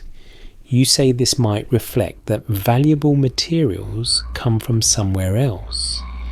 You keep the solid ground separate from the mist. A light joke slips in as you picture a modern person barging into the scribal school, waving a tablet and demanding, "Can you zoom in on the part where it says the exact location?" The scribe would stare at them like they just asked a fish to file taxes. The story is doing something else. Most historians agree that when myths mention precious materials, the mention often signals value, sacredness, or power. Archaeology suggests that metals and stones have real economic and ritual importance, and the evidence we do have points to societies that invest meaning into scarce resources. So when a myth speaks of shining things from deep places, It is not surprising. People know the earth holds treasure even if they cannot explain it in scientific terms.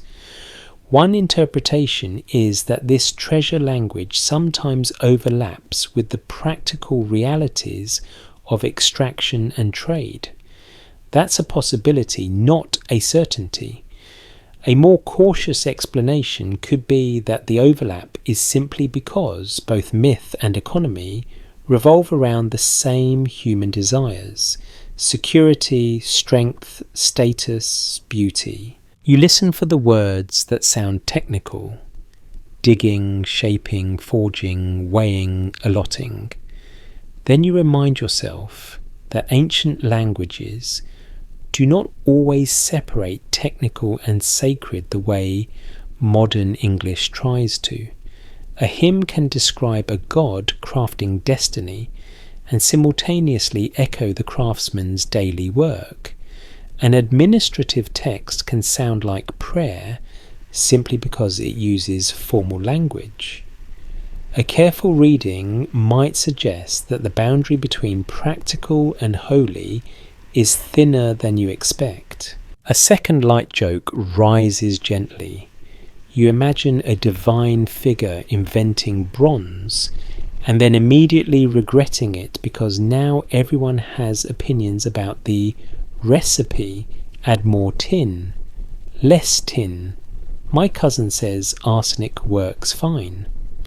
The god of crafts takes one look at the comment scroll and quietly turns off notifications.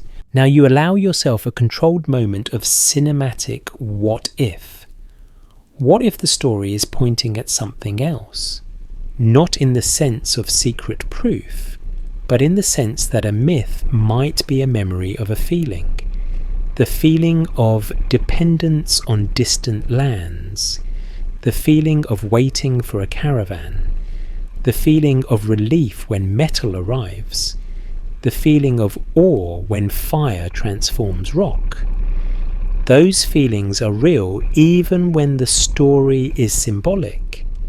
The mystery isn't in what we know, but in what we can't confirm, and what we cannot confirm is exactly how much of that practical world is embedded in each mythic line.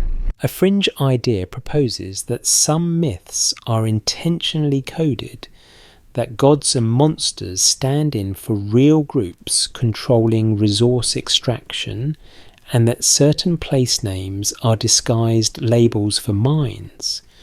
This theory isn't widely accepted, and evidence is thin, so we'll say so. Still, it is useful as a thought experiment if you treat it as possibility rather than conclusion. If you read a myth like a map, what do you gain and what do you lose?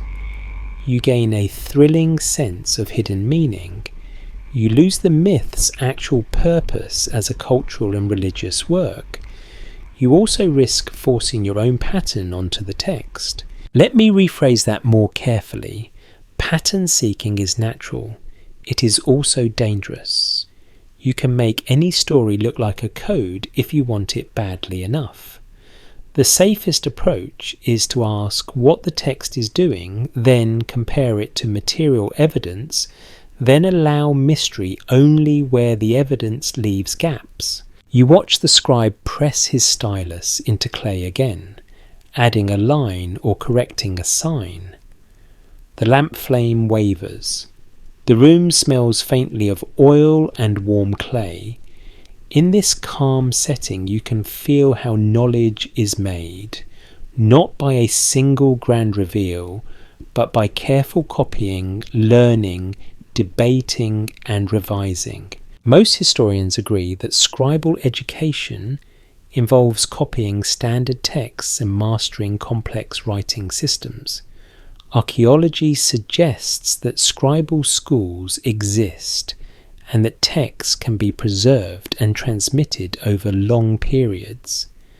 The evidence we do have points to tradition that is both stable and flexible. So when you read a myth and notice a place name, you remember it may have travelled through many hands.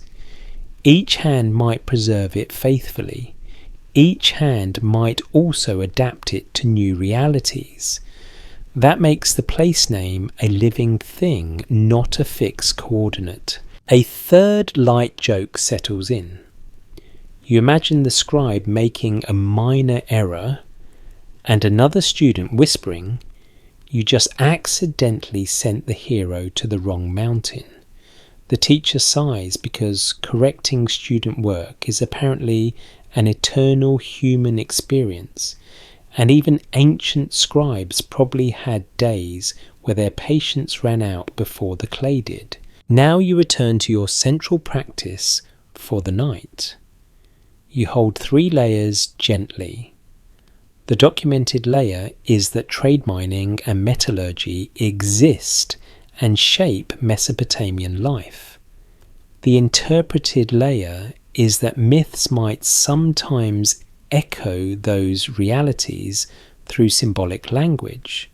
The imagined layer is the calm what if, the idea that a story could be pointing at something else, not as proof but as mood.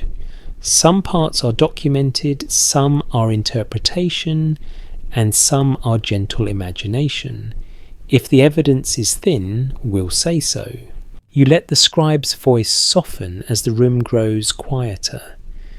The city outside continues its low murmur. Somewhere a boat rope creaks. Somewhere a dog decides the world is safe enough to sleep. And you carry one steady rule forward. A myth can point toward the world, but it does not have to be a map to be true in its own way. You step out of the scribal hush and into a night air that feels clearer, as if the world itself is giving you space to think. The streets are quieter now. Lamps burn lower. The city's edges blur into canals and fields. In that softer atmosphere, you allow your mind to do something it loves to do when it is sleepy. You start making lists, not loud lists, quiet lists, best fit candidates, most likely corridors, plausible zones, the kind of list that keeps curiosity satisfied without pretending it is certainty. Most historians agree that southern Mesopotamia does not sit atop major ore deposits for many metals, and archaeology suggests that metals and stones arrive through exchange from surrounding regions.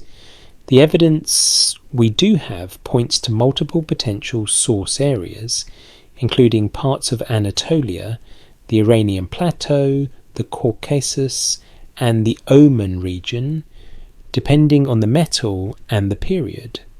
That is solid ground, multiple sources, shifting networks, no single magic mountain that supplies everything. Now, because your title uses the phrase actual mining sites, you handle that phrase carefully. A more cautious explanation could be that we can identify candidate mining and smelting areas through archaeological remains, but tying those areas to specific lines of Sumerian text is often interpretive. That's a possibility, not a certainty. Let me rephrase that more carefully. Actual in the mainstream sense means places where we find evidence of extraction and smelting. Actual in the text linkage sense is harder because words and place names do not always behave like modern labels. You walk to a small area near the city where merchants sometimes camp. There are bundles, tents of woven material, and the low murmur of tired people who do not want to talk much, but also do not want to sleep alone in silence. A trader sits by a small fire turning a pebble in his hand. The pebble looks ordinary, but he treats it like a sample, like proof, like a promise. You sit near enough to hear him speak, and you catch fragments, a mountain name, a river name, a coastal name, not a map, more like a set of associations. Most historians agree that traders and administrators build mental geographies based on repeated journeys and relationships. Archaeology suggests that long-distance exchange networks exist and that goods can travel surprising distances even in early periods. The evidence we do have points to routes that are practical, shaped by water passes, political borders, and seasonal conditions. One interpretation is that place names in texts might point to clusters of trade knowledge, not precise coordinates, but shared understandings of where certain materials come from. That is suggestive, not conclusive. Historians still argue whether we should treat famous place names in Mesopotamian tradition as specific fixed points or as flexible labels that can shift with time and context. This debate matters in this section because you are trying to build best fit candidates. If a label shifts, then a modern identification can be plausible but not final. There's no full consensus, and that is why you keep your language soft. You imagine 4 broad directions as you listen to the trader. To the southeast, along Gulf routes, there are regions associated with copper and seafaring exchange. Archaeology suggests that ancient extraction and processing occur in those areas, and the evidence we do have points to copper being produced and moved northward. That is mainstream safe. To the east, the Zagros and Iranian plateau offer stone minerals and routes that connect to deeper inland regions. Archaeology suggests multiple resource zones there, and the evidence we do have points to strong interaction with Mesopotamian lowlands. To the north and northwest, Anatolia and adjacent regions contain various metal deposits and are tied into networks that can reach down into Mesopotamia. To the far northeast, the Caucasus and beyond are often discussed as potential sources for certain metals, with evidence of early metallurgy in broad terms, though linking specific flows to Sumer can be complex. One interpretation is that these directional clusters can match how texts refer to mountain lands and sea lands, and that the repetition of certain names might reflect repeated sourcing. That's a possibility, not a certainty. The cinematic what-if mood stays gentle. What if you are holding a tablet that lists metal deliveries and the place name on the tablet is not a mythic symbol, but a shorthand for a real corridor of movement, repeated so many times it becomes part of the city's memory? Now you tighten your method a bit because you are trying to be responsible while still being interesting. Most historians agree that copper is widely sourced from regions outside the alluvial plain, and archaeology suggests that copper production sites often leave slag and mining scars. The evidence we do have points to identifiable copper producing zones in certain neighbouring regions. That gives you a reasonable mainstream foundation for saying yes, there are actual places where copper comes from, and yes, those places can be connected to Mesopotamian consumption through trade networks. But then you hit tin again and the list becomes fuzzier. What's broadly accepted is that tin sources are less easy to pin down in early periods, and archaeology suggests that tin could have multiple potential origins depending on time and network reach. Historians still argue whether certain candidate regions supplied tin consistently to Mesopotamia, or whether tin arrived through shifting intermediaries. This debate matters because it means actual sites for tin are often talked about in terms of candidates, not settled conclusions. A trader mentions a far land in a half-joking way, like people do when they want to say distant without committing to details. You smile because distance has always been a storytelling tool. A light joke slips in. You think about how every era has someone who insists they know a shortcut, and that shortcut always involves a mountain, a river, and an optimistic belief that the weather will cooperate. The donkey, if it could talk, would vote no. Now the story leans into your title's mystery flavour without stepping over the line. A fringe idea proposes that some Sumerian references to the home of metals are not just trade regions, but direct operational areas where elite groups control extraction, and that the texts preserve this in coded language. This theory isn't widely accepted and evidence is thin, so we'll say so. Still, if we treat it as a possibility rather than a conclusion, it can guide a gentle question. What if the story is pointing at something else? What if certain repeated phrases about obtaining metals reflect not only trade, but also a cultural anxiety about dependence and control? Let me rephrase that more carefully. You do not need hidden overseers to explain dependence. Dependence is built into geography. If you live where ores are scarce, you depend on others. That is mainstream. The mystery is how much detail the texts preserve about where exactly the dependence leads. The mystery isn't in what we know, but in what we can't confirm. You watch the trader press a seal into clay on a small bundle marking ownership.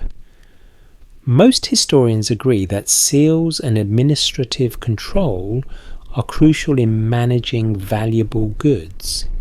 Archaeology suggests that sealing practices tie into storage and distribution. The evidence we do have points to systems of accountability. One interpretation is that such systems would naturally develop more detailed source knowledge over time because controlling supply requires understanding its origins. That is plausible. It is also difficult to measure directly, so you keep the tone soft. Historians still argue whether the rise of complex administration reflects primarily economic necessity or also social and political competition among institutions. This debate matters here because if institutions compete, they may invest more in securing and tracking strategic materials. A careful reading might suggest that some texts hint at prestige and rivalry in access to prized goods. That's a possibility, not a certainty. You take one more breath and organise your best fit picture in your mind without pretending it is final. Copper likely arrives from multiple directions, including coastal and upland zones. Tin, when present for bronze, may arrive through wider and sometimes debated routes. Metallurgical knowledge spreads along the same paths carried by craftspeople and traders, and the actual sites are not one location with a neat sign. They are a constellation of extraction places, processing places, transport corridors, and administrative nodes. Some parts are documented, some are interpretation, and some are gentle imagination. If the evidence is thin, we'll say so. We're not proving anything tonight. we're following clues, and tonight's clue is that even without perfect certainty, you can still build a calm, responsible map in your mind, a map made of probabilities and patterns, where the mountains, the sea, and the scribal marks all point toward a truth that is simple and deeply human. Cities of mud can only shine with metal if the world beyond them agrees to keep the road open. You wander back into the densest part of the city, where the smell of charcoal is never far away. It is not always obvious. Sometimes it hides beneath bread smoke and river damp and the sweet rot of reeds. But once you notice it, you cannot unnotice it. It is the smell of controlled heat, of craft, of that strange human confidence that says, yes, I will tame fire long enough to make my life easier. Most historians agree that early urban centres in Mesopotamia support specialised crafts, and archaeology suggests that workshops for pottery, textiles and metalworking exist within or near city neighbourhoods. The evidence we do have points to organised production, sometimes attached to large institutions, sometimes operating at smaller household scales, depending on place and period. That is solid ground, and you can feel it in the way the city contains pockets of sound, a hammer here, a wheel there, a steady scraping somewhere you cannot quite locate.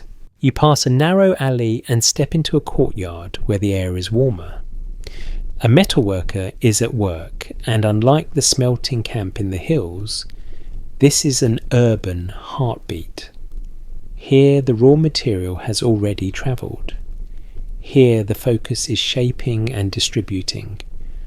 A low furnace glows. A crucible sits in ash.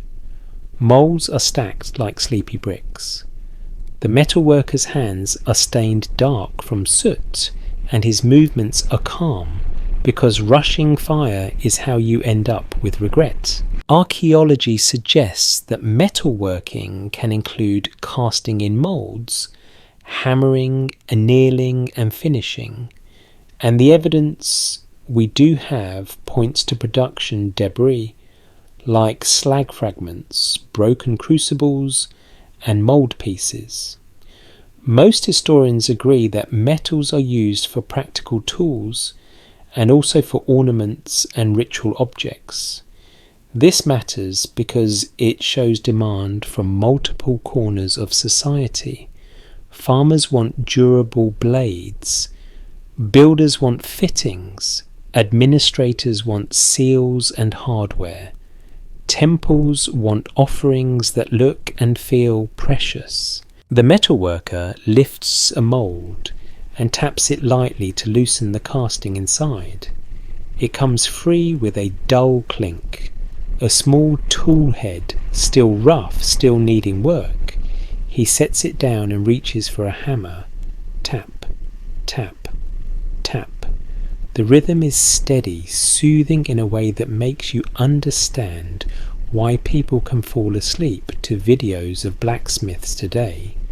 Some sounds are ancient lullabies, even when they come from labour. Most historians agree that institutions such as temples and palaces often play a role in organising labour and controlling valuable materials. Archaeology suggests that storerooms and administrative practices track goods, including metals.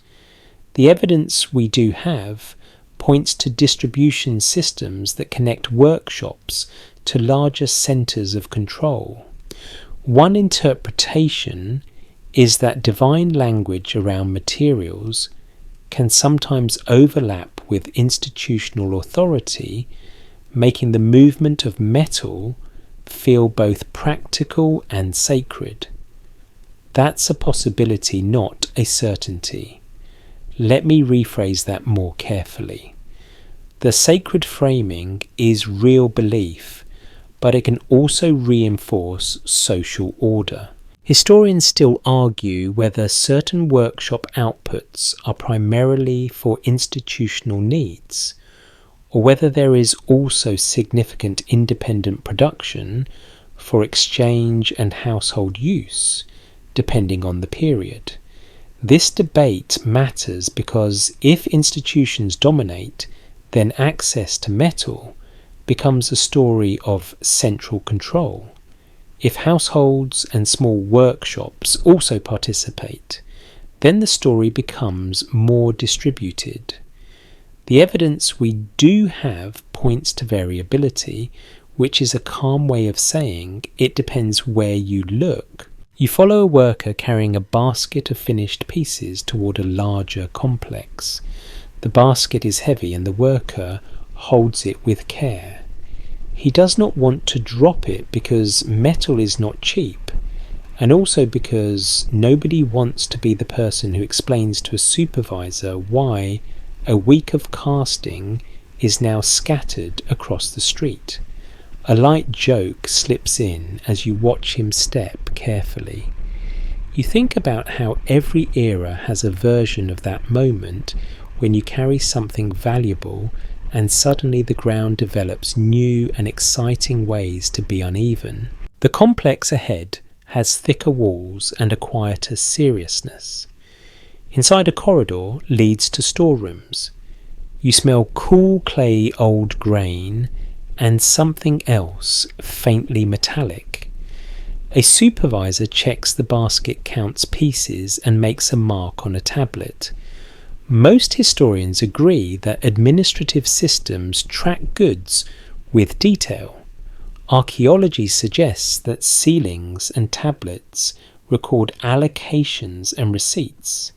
The evidence we do have points to a world where paperwork is not an annoying modern invention, but an ancient survival technology. Now you see where metal becomes not only tool but symbol. A temple attendant receives a small ornate piece, perhaps a decorative fitting or an offering object. He holds it up briefly so lamplight catches it. The metal glows and the room feels more solemn. In your mind, you feel the little shift from workshop to ritual. Most historians agree that temples receive offerings and that valuable materials can be dedicated to gods. Archaeology suggests that precious objects can be deposited in temple contexts. The evidence we do have points to metals carrying both economic and spiritual weight. One interpretation is that the same object can be treated as sacred in one moment and as inventory in another. That is not a contradiction. That is how complex societies work. A more cautious explanation could be that sacred dedication also serves practical goals, displaying wealth, reinforcing legitimacy, and tying institutions to divine favour in the public eye. That's a possibility, not a certainty, and it keeps you grounded. Historians still argue whether the primary driver behind temple wealth is religious devotion, economic management, political power, or some combination, because these categories overlap in ancient contexts. This debate matters because it shapes how you imagine the metal heartbeat of the city. If metal flows through temples, it is not only because people love gods, but because temples are key nodes of organisation. The mystery isn't in what we know, but in what we can't confirm about the balance of motives in each specific case. You step into a side room where moulds are stored. Some are simple, some are more intricate. You notice how craft knowledge becomes physical, embedded in objects. A mould is a memory of a shape, a repeatable plan. Most historians agree that standardization and repeat production increase as urban complexity grows. Archaeology suggests that mold types can reflect local styles and needs. The evidence we do have points to a world where innovation happens quietly, not through patents, but through small improvements in tools and techniques. Now the story leans gently toward the mystery side, without pretending to be more certain than it is.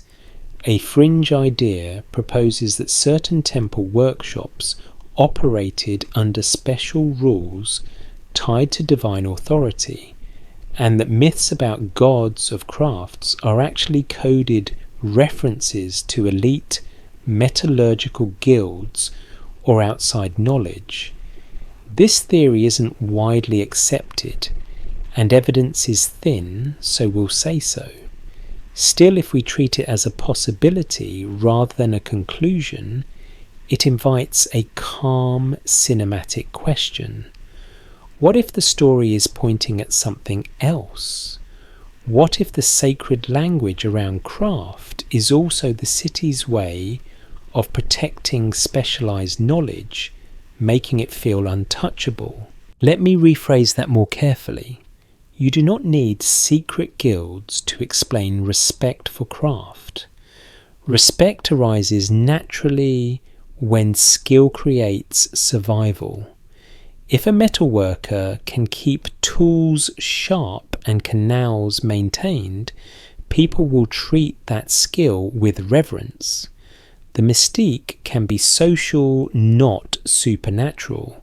A popular rumour claims that certain master craftspeople were thought to have blessed hands, and that their work was considered closer to the gods.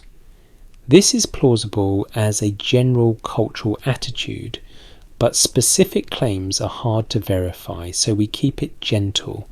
Still, it fits the mood. In a world where fire can ruin your day if you misjudge it, someone who controls fire looks a little magical. A second light joke settles in. You imagine someone in the city saying that craftsman has divine favour, and another person replying, no, he just measures his charcoal and doesn't rush. The gods may be involved, but patience is doing a lot of the heavy lifting. Most historians agree that urban workshops depend on steady supply, and archaeology suggests that material flow shapes production. The evidence we do have points to a chain: ore to metal, to workshop, to storeroom, to use. One interpretation is that the organisation visible in cities implies that administrators and institutions develop a deep practical awareness of metallurgy, even if their language is not scientific. That's a possibility, not a certainty. Historians still argue whether the earliest phases of this industrial organisation are primarily centralised and planned, or whether they emerged gradually from many small household practices that later become institutionalised. This debate matters because it changes how you picture the first metal heartbeat. Was it born in a temple courtyard or in a household fire? The evidence we do have points to both pathways in different places and times. You leave the storeroom corridor and return to the courtyard, where the metalworker continues tapping steady and calm. The city's night sounds soften around you.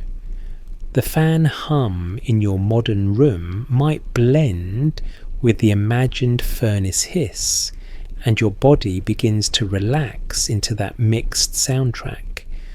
Some parts are documented, some are interpretation, and some are gentle imagination. And the image you carry forward is simple. Metal in this world is not just a material. It is a relationship between craft and institution, between fire and record keeping, between the hand that shapes and the seal that controls. You slip into a quieter administrative corridor where the city feels less like a living body and more like a mind that never stops counting. The air is cooler here, and it smells like dry clay and old reed matting. A lamp burns low on a niche shelf, and its flame makes the shadows look soft, like the walls are trying to lull you into forgetting that paperwork exists. It will not let you forget. Nothing in this corridor is allowed to be forgotten. Most historians agree that cylinder seals and administrative sealing practices are central to Mesopotamian systems of property, control, and accountability. Archaeology suggests that seals are used to mark ownership, authorize movement of goods, and secure storerooms and containers. The evidence we do have points to a world where a tiny carved stone can carry enormous authority because it says this is mine, or this is approved, or this belongs to the institution. You watch a clerk roll a cylinder seal across wet clay, and the image appears like a miniature parade animal's figures, symbols all pressed into a strip.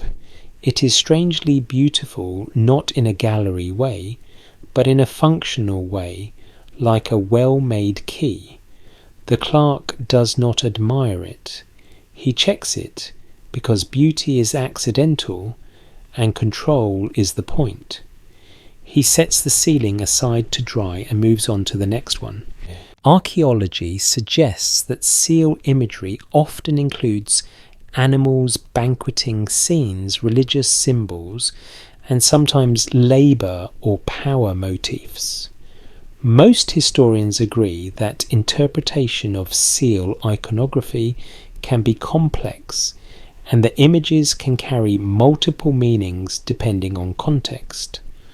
One interpretation is that some seal motifs might hint at the kinds of goods and authority the seal owner is associated with. That's a possibility, not a certainty. Let me rephrase that more carefully. A seal image is not a label, but it can be a personal brand, and brands often reflect what matters to the owner. You move along a row of storage rooms. Each door has a clay ceiling. Each ceiling is a small promise that nobody has opened the door without permission. Of course, people always find ways, but the system raises the cost of dishonesty. It creates friction, and friction is how you slow chaos. Most historians agree that these administrative practices help manage complex economies, and archaeology suggests that the presence of ceilings correlates with controlled storage and distribution. The evidence we do have points to institutions taking resource management seriously. Now you let your mind connect this corridor to metallurgy in a very practical way. Metal is valuable and portable. That means it is exactly the kind of resource you want to seal and track. One interpretation is that metal items and raw metal stores are among the goods most likely to be controlled through sealing practices. That's a possibility, not a certainty, because specific records vary, but it fits the logic of the system. If the city depends on imported metal, it cannot afford casual loss. Historians still argue whether the primary purpose of sealing practices is to prevent theft, to enforce administrative procedure, to signal legitimacy, or to do all of these at once. This debate matters because it shapes how you imagine the atmosphere in this corridor. Is it mostly about fear of loss, or mostly about smooth bureaucracy, or mostly about the public performance of authority? The evidence we do have points to overlap. Humans rarely do one thing for one reason.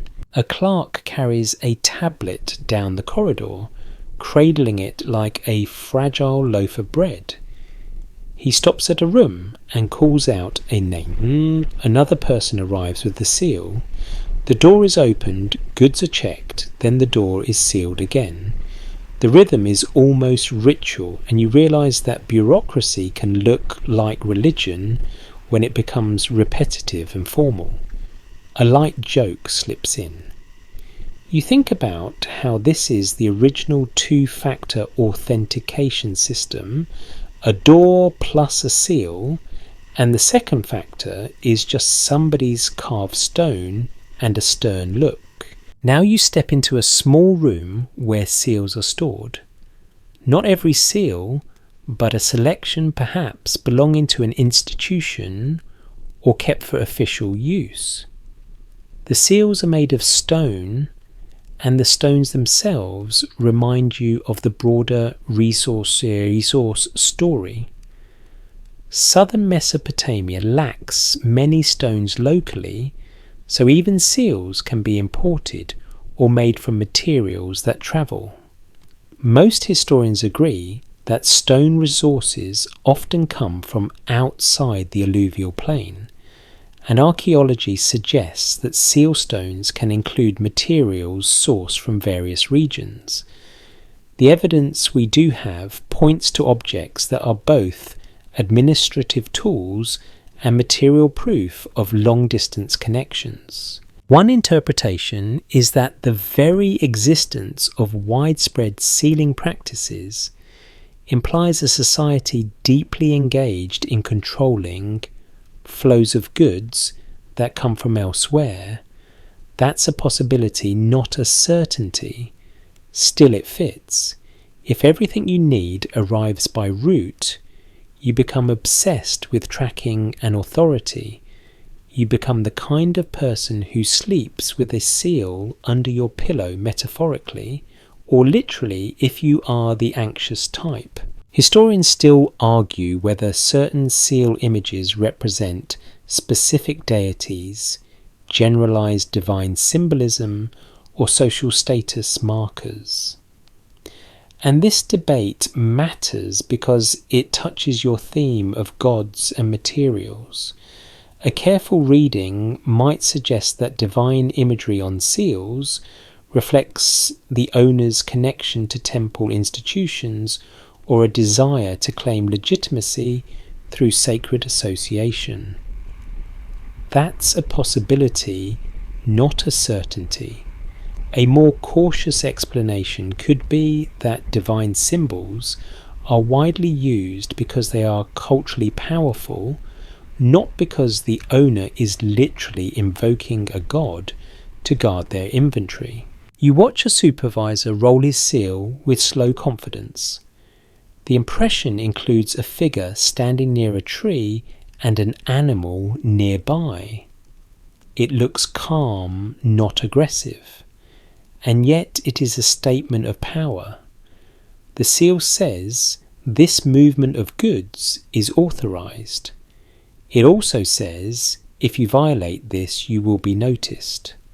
The seal is quiet authority, and quiet authority is the most exhausting kind because it never stops being present. Now the story glides toward the who owned the metal question without becoming a legal lecture.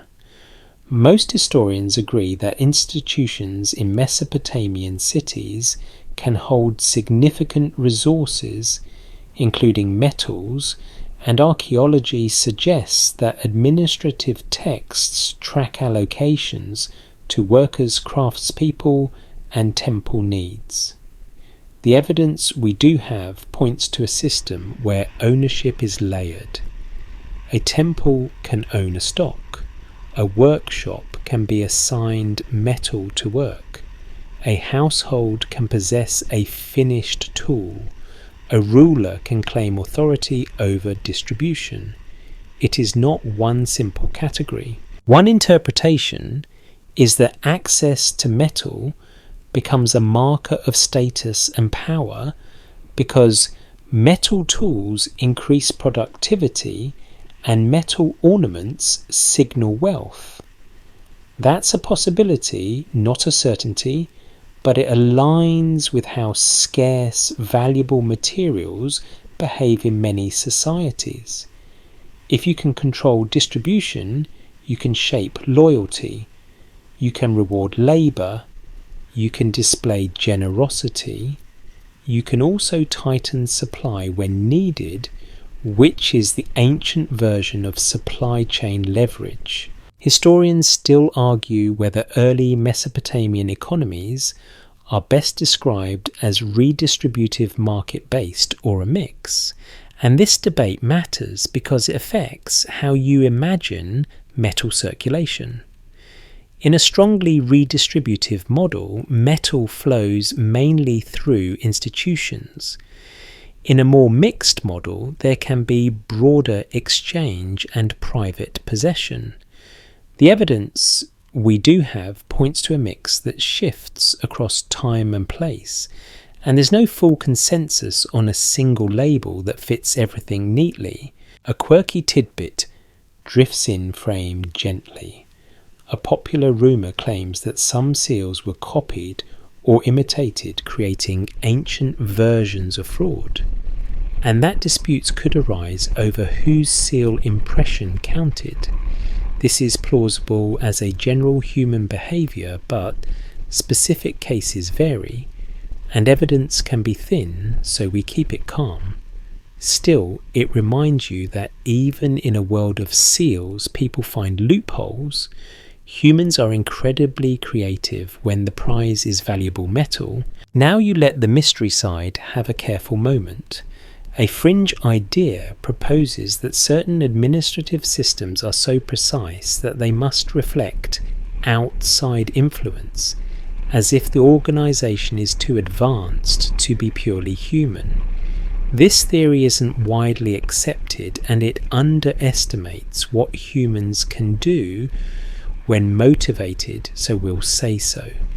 But if we treat it as a possibility rather than a conclusion, it becomes a narrative question about perception. What if the story is pointing at something else?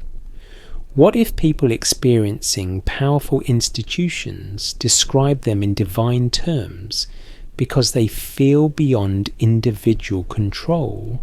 Let me rephrase that more carefully. Complexity can feel supernatural when you are on the receiving end of it. A worker receiving rations sees a seal impression and knows they cannot argue with it. The seal is fate in clay form. A second light joke settles in. You imagine the gods of the city arguing about whose seal design is better, and one god says, "Mine has more goats," and another says, "Goats are overrated, I have a tree." It is the ancient version of arguing over profile pictures, and it is strangely comforting. You step out of the corridor and into open air again. The night is calm. The city's sounds are softer. Somewhere a tool clinks in a workshop. Somewhere a reed boat rope creaks. You realise that seals are the bridge between material and story.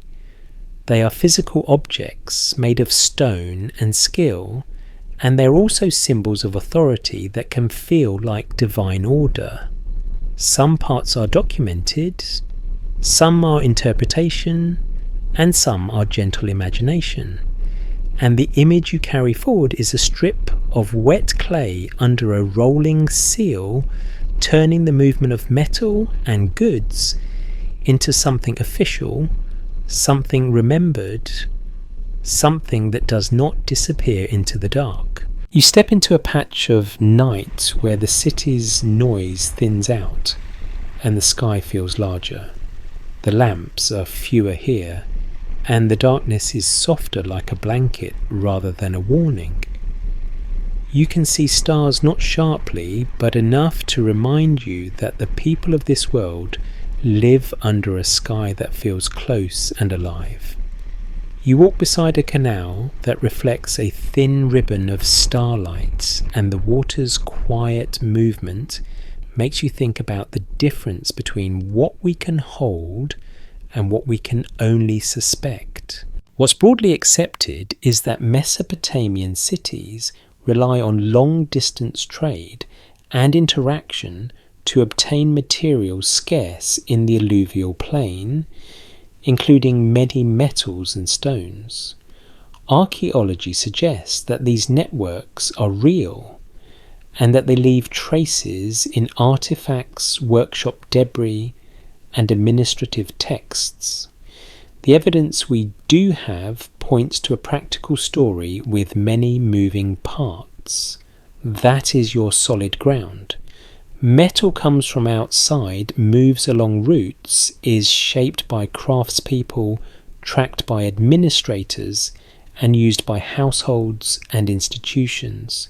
Now you approach the edge of the mist, the point where your title's mystery flavour tries to pull you into bold claims, and you politely refuse. A more cautious explanation could be that while archaeology can identify mining and smelting regions in broader terms, and while texts can mention distant lands and materials, there is often a gap between the two that cannot be bridged with certainty. That's a possibility, not a certainty. Let me rephrase that more carefully. We can build plausible connections, but we should not pretend the connections are proven when the evidence is incomplete. Historians still argue whether particular ancient place names in Mesopotamian tradition refer consistently to specific geographic regions or function more like flexible labels for resource-rich elsewhere. This debate matters most right here because it is the hinge point between mainstream and mystery. If a place name is stable and tied to a known region, you can lean more confidently into the idea of source. If it is flexible and symbolic, you must hold the connection more loosely. You sit for a moment on a low bank by the canal and let your thoughts line up like quiet boats.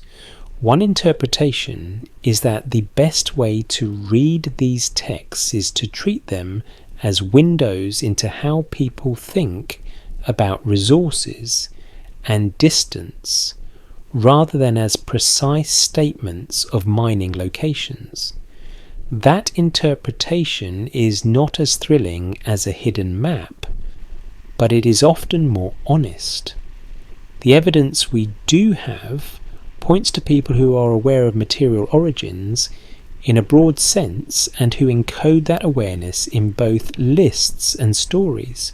Now, the cinematic what-if mood arrives calm and controlled. What if the story is pointing at something else? What if a poetic line about shining metal from the mountain is not meant to tell you which mountain, but to keep alive the feeling that the city's strength depends on places beyond its borders?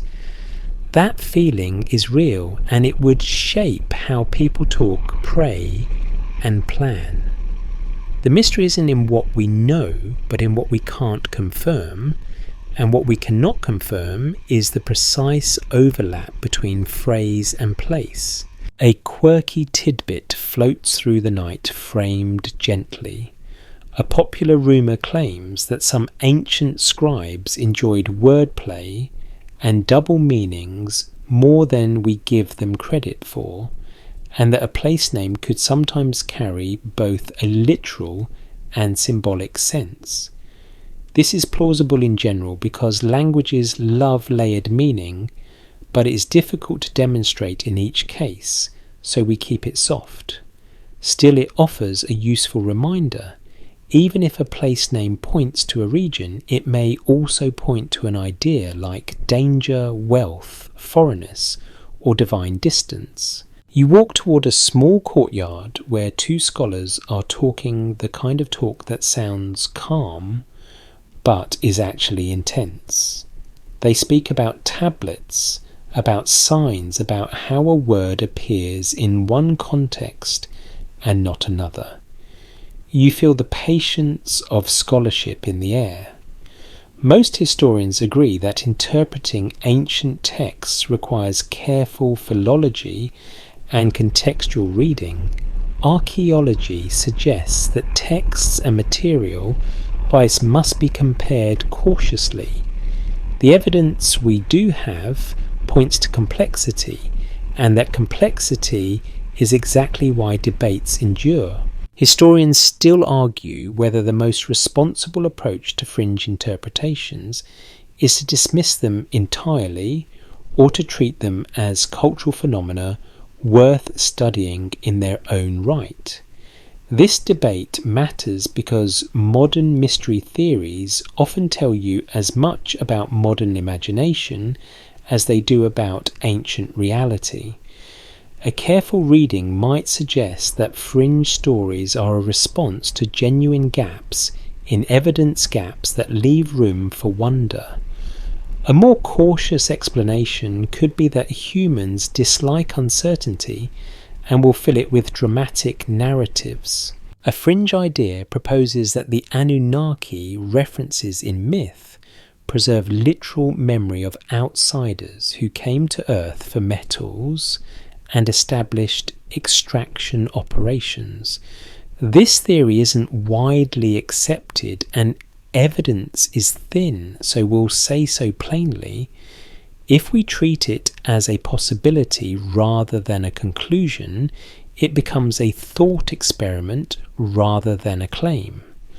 What would we expect to see if such a scenario were true? Perhaps unusual material, traces, unusual texts, unusual disruptions. The mainstream evidence does not require such explanations because trade and human labour already account for the flow of metals. Still, the idea persists because it is vivid. It takes a complicated network and turns it into a single story. Let me rephrase that more carefully. A single story can be comforting, but history is often many stories overlapping. The evidence we do have points to multiple sources and routes for metals, and that messy reality is more consistent with how ancient economies function. You return to the canal and watch a reed boat drift slowly empty, now rocking gently. You think about the metallurgical origins part of the title in a broader sense. Most historians agree that metallurgy develops through cumulative experimentation and the exchange of knowledge among communities. Archaeology suggests that different regions contribute to the broader technological landscape and that techniques spread through contact. The evidence we do have points to gradual change, not a sudden leap. That is mainstream safe, and it is also quietly impressive. Humans without modern science still learn to turn rock into metal through observation, repetition, and stubborn curiosity. One interpretation is that myths about divine crafts and sacred fire reflect the cultural importance of these transformative skills. That's a possibility, not a certainty. A more cautious explanation could be that sacred language is a natural way to honour dangerous and essential work. Fire can cook your bread. Fire can harden your tool. Fire can also burn your home. So fire becomes holy by necessity. Historians still argue whether certain mythic descriptions of craft and creation can be linked to specific technological stages, or whether they remain too symbolic to anchor in that way. This debate matters because it keeps you from over-interpreting. You can enjoy the poetry while still respecting its limits. A light joke slips in as you think about ancient craft myths.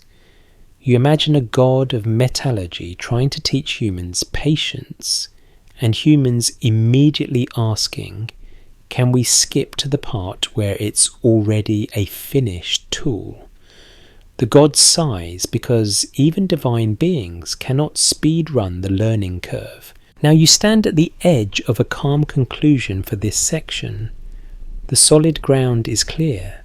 Metals are scarce in the Sumerian plain, so trade networks and craft systems develop to bring and transform them.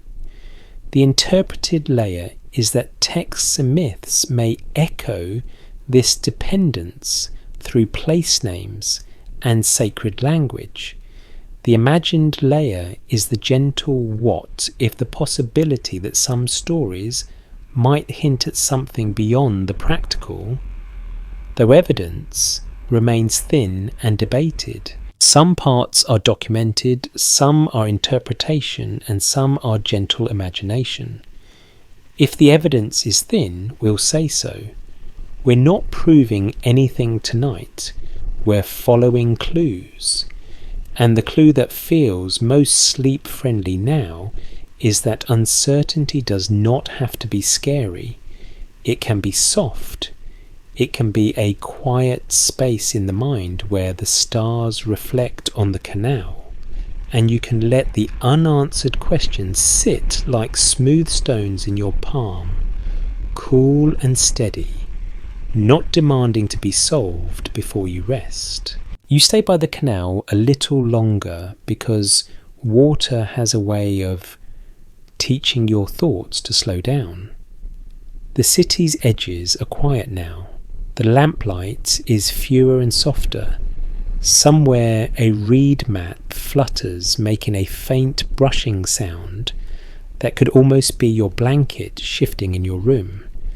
The canal moves with a gentle persistence, and you realise that it is a perfect image for tonight's whole journey. It carries what it can. It leaves some things behind. It keeps going anyway.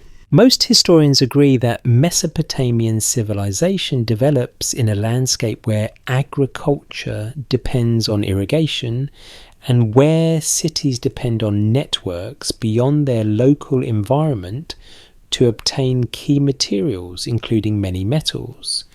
Archaeology suggests that mining and smelting activity occurs in surrounding regions, and that trade routes connect those resource zones to Mesopotamian cities. The evidence we do have points to a practical system built from labour organisation and repeated contact with distant lands. That is the solid ground you can fall asleep on. One interpretation is that Sumerian texts, whether administrative lists or poetic narratives, preserve echoes of these networks through material categories and place names even when they do not provide modern style clarity. That's a possibility, not a certainty. Let me rephrase that more carefully. The texts can point toward origins without pinning them down, because their purpose is not to satisfy a future audience, but to serve their own society, its accounting, its ritual life, and its memory. Historians still argue whether the place names associated with valuable materials should be read as fixed geographic labels, flexible, symbolic shorthand, or something that shifts by time and context. This debate matters right at the end, because it reminds you that a responsible story can hold uncertainty without collapsing. There's no full consensus, and you do not need one to appreciate the shape of what is broadly accepted. Cities of mud depend on metals from elsewhere. Craftspeople transform those metals through heat and skill. Institutions track and control the flow. People wrap the whole process in story, because story is how humans make the invisible structure of life feel graspable. You picture the chain again, but now it feels calmer, like you are watching it from above, rather than walking inside it. In the hills, someone chips ore from stone. At a smelting site, someone feeds charcoal to a furnace and works the bellows in a slow breathing rhythm. A boat slides along the Gulf, or a canal carrying dense cargo under woven mats. A caravan climbs a pass, bells chiming softly, stopping at springs that taste like stone. In the city, a metal worker taps a tool head into shape. In a storeroom corridor, a clerk rolls a cylinder seal across wet clay, and the impression dries into authority. All of it is human-sized human paste, and that is the truth that keeps the night gentle. A fringe idea proposes that some of the language about divine beings, including the Anunnaki, encodes literal accounts of non-human overseers involved in mining and metallurgy, and this theory isn't widely accepted.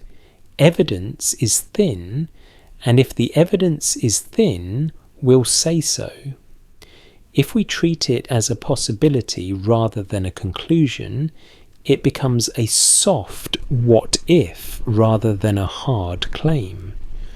What if the story is pointing at something else? What if a myth's power comes partly from the way it turns resource dependence into cosmic drama? The mystery isn't in what we know, but in what we can't confirm, and we've kept that mist separate from the solid ground all night. Let me rephrase that more carefully. You do not need extraordinary explanations to understand that early cities depend on trade labour and craft specialisation. Most historians agree that these factors are enough to explain why metals matter so much, and why distant lands appear in texts and memory. Archaeology suggests that the material traces of mining, smelting, and metalworking are real, and the evidence we do have points to complex networks rather than a single hidden truth. A light joke drifts in, soft as a yawn. You imagine the city's scribes and administrators proudly announcing that everything is under control, and the canal quietly replying by flooding at the worst possible time, because nature enjoys reminding bureaucracy that it cannot be sealed with a cylinder. Another light joke follows gentler. You imagine a donkey on a mountain route looking at a bundle of metal and thinking, I would like to file a complaint with the gods, and the gods, if they are listening calmly, filing it under no. Historians still argue whether the earliest phases of metallurgical organisation in Mesopotamia are primarily driven by temple institutions, by emerging royal power, by household craft traditions, or by a combination that changes across time and place. This debate matters because it keeps the story honest. Different communities can arrive at similar systems for different reasons. The evidence we do have points to multiple patterns, and the safest way to speak is to allow variability. You walk along the canal and let your fingers brush the reeds. They feel cool and slightly rough. You smell damp earth. You hear a soft splash. Perhaps a fish, perhaps a careless ripple. These small details ground you. They also remind you that the most important origin tonight is not a mystery site on a hidden map. It is the origin of human skill and persistence. Metallurgy is, in mainstream terms, a story of learning to manage heat materials and timing. It is a story of trade networks and social organisation. It is also, in human terms, a story of people taking what the earth offers and turning it into something that changes daily life. And now, because this is the end, you let the pace slow further. You do not rush. You do not shove a final twist into the listener's lap. You keep the tone sleepy, the language soft, and the images steady. Some parts are documented, some are interpretation, and some are gentle imagination. We've kept the solid ground separate from the mist. We've avoided the temptation to turn debated ideas into certainty. We've allowed the mystery to stay a mystery, which is sometimes the most calming choice, because the mind can rest when it is not forced to solve everything. Now the city's sounds fade even more. The distant tapping of a workshop becomes a memory. The murmur of the landing becomes a hush. The bell of a caravan becomes a tiny echo. The canal continues smooth and unbothered, carrying reflections of stars that do not need your understanding to shine. You breathe in slowly, you breathe out slowly. You imagine the cool clay walls of a Sumerian home, the woven mat at the doorway, the faint warmth of a banked hearth. You imagine a metal tool hanging from a peg, quiet and useful, waiting for morning work that will come whether you are ready or not. You imagine a scribe setting down his stylus, stretching his fingers, letting his eyes close for a moment as the lamp burns low. You imagine a boat rocking gently at its mooring. You imagine a donkey finally finding a comfortable way to stand without being asked to carry anything else. And you allow yourself to smile, because even in the oldest cities, people end their days the same way you do. They look for safety. They look for softness. They look for a small, quiet moment where the world feels steady enough to let go. Your thoughts slow like a river widening. The details blur into warmth. The questions soften into silence. The last image you hold is simple water moving under starlight, and somewhere beyond the horizon, mountains holding their oars in patient darkness, waiting not for secrets, but for human hands and human fire, and the long, slow chain of life that turns stone into shelter and heat into tool and story into sleep.